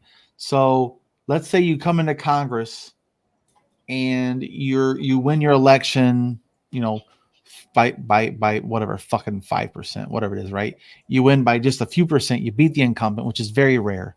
You win. You get in, you do your 6 years in the Senate, and then you go for re-election. Now, if you win re-election by a hair, cool. Next time, now that's 2 terms. Now, the next term, to me, you should have to win by a larger percentage, like maybe 2%, minimum, 3%. Every year should be a little higher to say that that's a way of saying, okay, more of us like what they're doing. You know what I'm saying? And then eventually they'll turn out because they can't win it all the time in a bigger margin. Sooner or later, they're going to fuck up, piss people off, they're going to get them out. And it'll be easier to get them out if they have a higher gap they have to overcome. That's a reward. If you're doing a good job, then maybe 60% will approve you the next time and vote you in. I know it's a pipe dream, but it's a theory, you know. Yeah. It would reward people for good behavior. They could stay in for longer. Build a bigger coalition, represent both sides of the fucking aisle, right? Win some other people over. But they don't. They run right down the fucking middle and they win by 1%. Yeah. Or they win by fucking 80% because they got a goddamn gerrymandered district. Just easy money. They win by fucking 40%. Like here in Michigan, I have Fred Upton. He's one of the longest running congressmen in Congress out of Michigan. And I give him credit. He's one of the more bipartisan ones. He's been there for 34 years, I think. And he didn't even try to run this last time. Like, he didn't even fucking campaign here. Like, he didn't even fucking come here, man. And he won by 12. No, he won by 18%. Like, he didn't even fucking show up. President Trump had to reach out to say, hey, because he wasn't going to run. And Trump said, we need you. Your district could go the other way. We need you in Congress. So Fred is a multimillionaire born. So Fred Upton's family owns Whirlpool, the largest producer of appliances on planet Earth, is right here in my neighborhood. Born with a silver spoon so far up his ass, it poked his eyes out. Like, that's how rich this guy is. Born multimillionaire. You ever heard of Kate Upton? No. She's the one that married the Detroit Tigers pitcher, Justin Verlander. She was the Sports Illustrated whatever cover, this and that model. That's Upton. I'm bad with names, I guess. Yeah, that's Fred Upton's niece. I wonder how she, you know, they're almost like inbreeding. All the rich people just inbreed with each other. We're going back to the empirical ages. That's right. We are an empire. We're no longer a republic. We're an empire. An oligarchy. Amazon, Walmart, fucking Microsoft, Apple, whatever the fuck. They're in charge, bro. Big pharma, big tech. They're all in fucking charge, man. They're in the club and we're not in it. They don't want us in it, so they're getting in the way. Yep. I really hope one day we can get more kind of. I have an issue with the local elections, even like not even like specifically to your like county. It can just be like statewide. That stuff really doesn't get that much attention, and they should. Well, I'm thinking about running in 2022, but we got in Michigan for state legislation. Legislator. In Michigan, we had a anti-gerrymandering thing go through, so. We have now the governor can't pick how to redraw the district, the party, right? Now we have a committee of 5 registered Democrats, 5 registered Republicans, and 5 non-registered affiliated independents or not affiliated, right? I'm not registered as Democrat or Republican, but I'm a registered voter. Yes, I applied to be on that. So there's a board. They said, okay, here's a committee. And they're trying to make every district 700,000 people roughly. So all the districts are equally represented, same amount of constituents. And they're trying, the idea is to make them all about 50-50. Every district should be a fight. There should be some fluidity. Nobody should have a shoe-in district. It's going to be hard in some areas like fucking Detroit in like northern Michigan. Northern Michigan's significantly red. Detroit's significantly blue. I don't know what you're gonna do with that, but they're trying to redistrict it so no one has a slam dunk. So in Michigan, I live on the border of my district. I'm on the border of it for the Senate or the state rep. I mean, not Senate. There's only it's a big district for Senate, but I don't know what district I'm going to be in yet.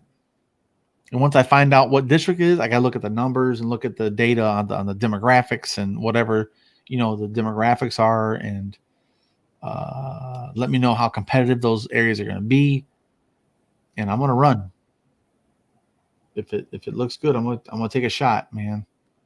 Well, good luck on that if that happens. And I'm not sure if I'm gonna run the Democrat or not. I don't know. So I'm still skeptical of the DNC. I know I can't run as a Republican. They've doubled down on Trump. I just can't get with that, man. I just can't. But Democrats, they got some work to do to get me to sign up to be a fucking Democrat. They got some work to do, We'll still see. praying for them to both split. Well, and I want ranked choice voting in Michigan. That's what I want. But I can run as an independent or, whatever, a new fucking progressive party of some sort. Like, I don't give a fuck about all your left-right shit. Like, what helps? Yeah. Whatever that is, man. Let's go. Stop all your bullshit, divisive bullshit. So I'm looking at it. We'll see. But yeah, man, it's 12:30 here. I also got to work in the morning. All right. But yeah, man, I appreciate you stopping by. Stats. That's a great fucking nickname, first of all. But yeah, man, I appreciate you coming on and bringing a different point of view too from the conservative background.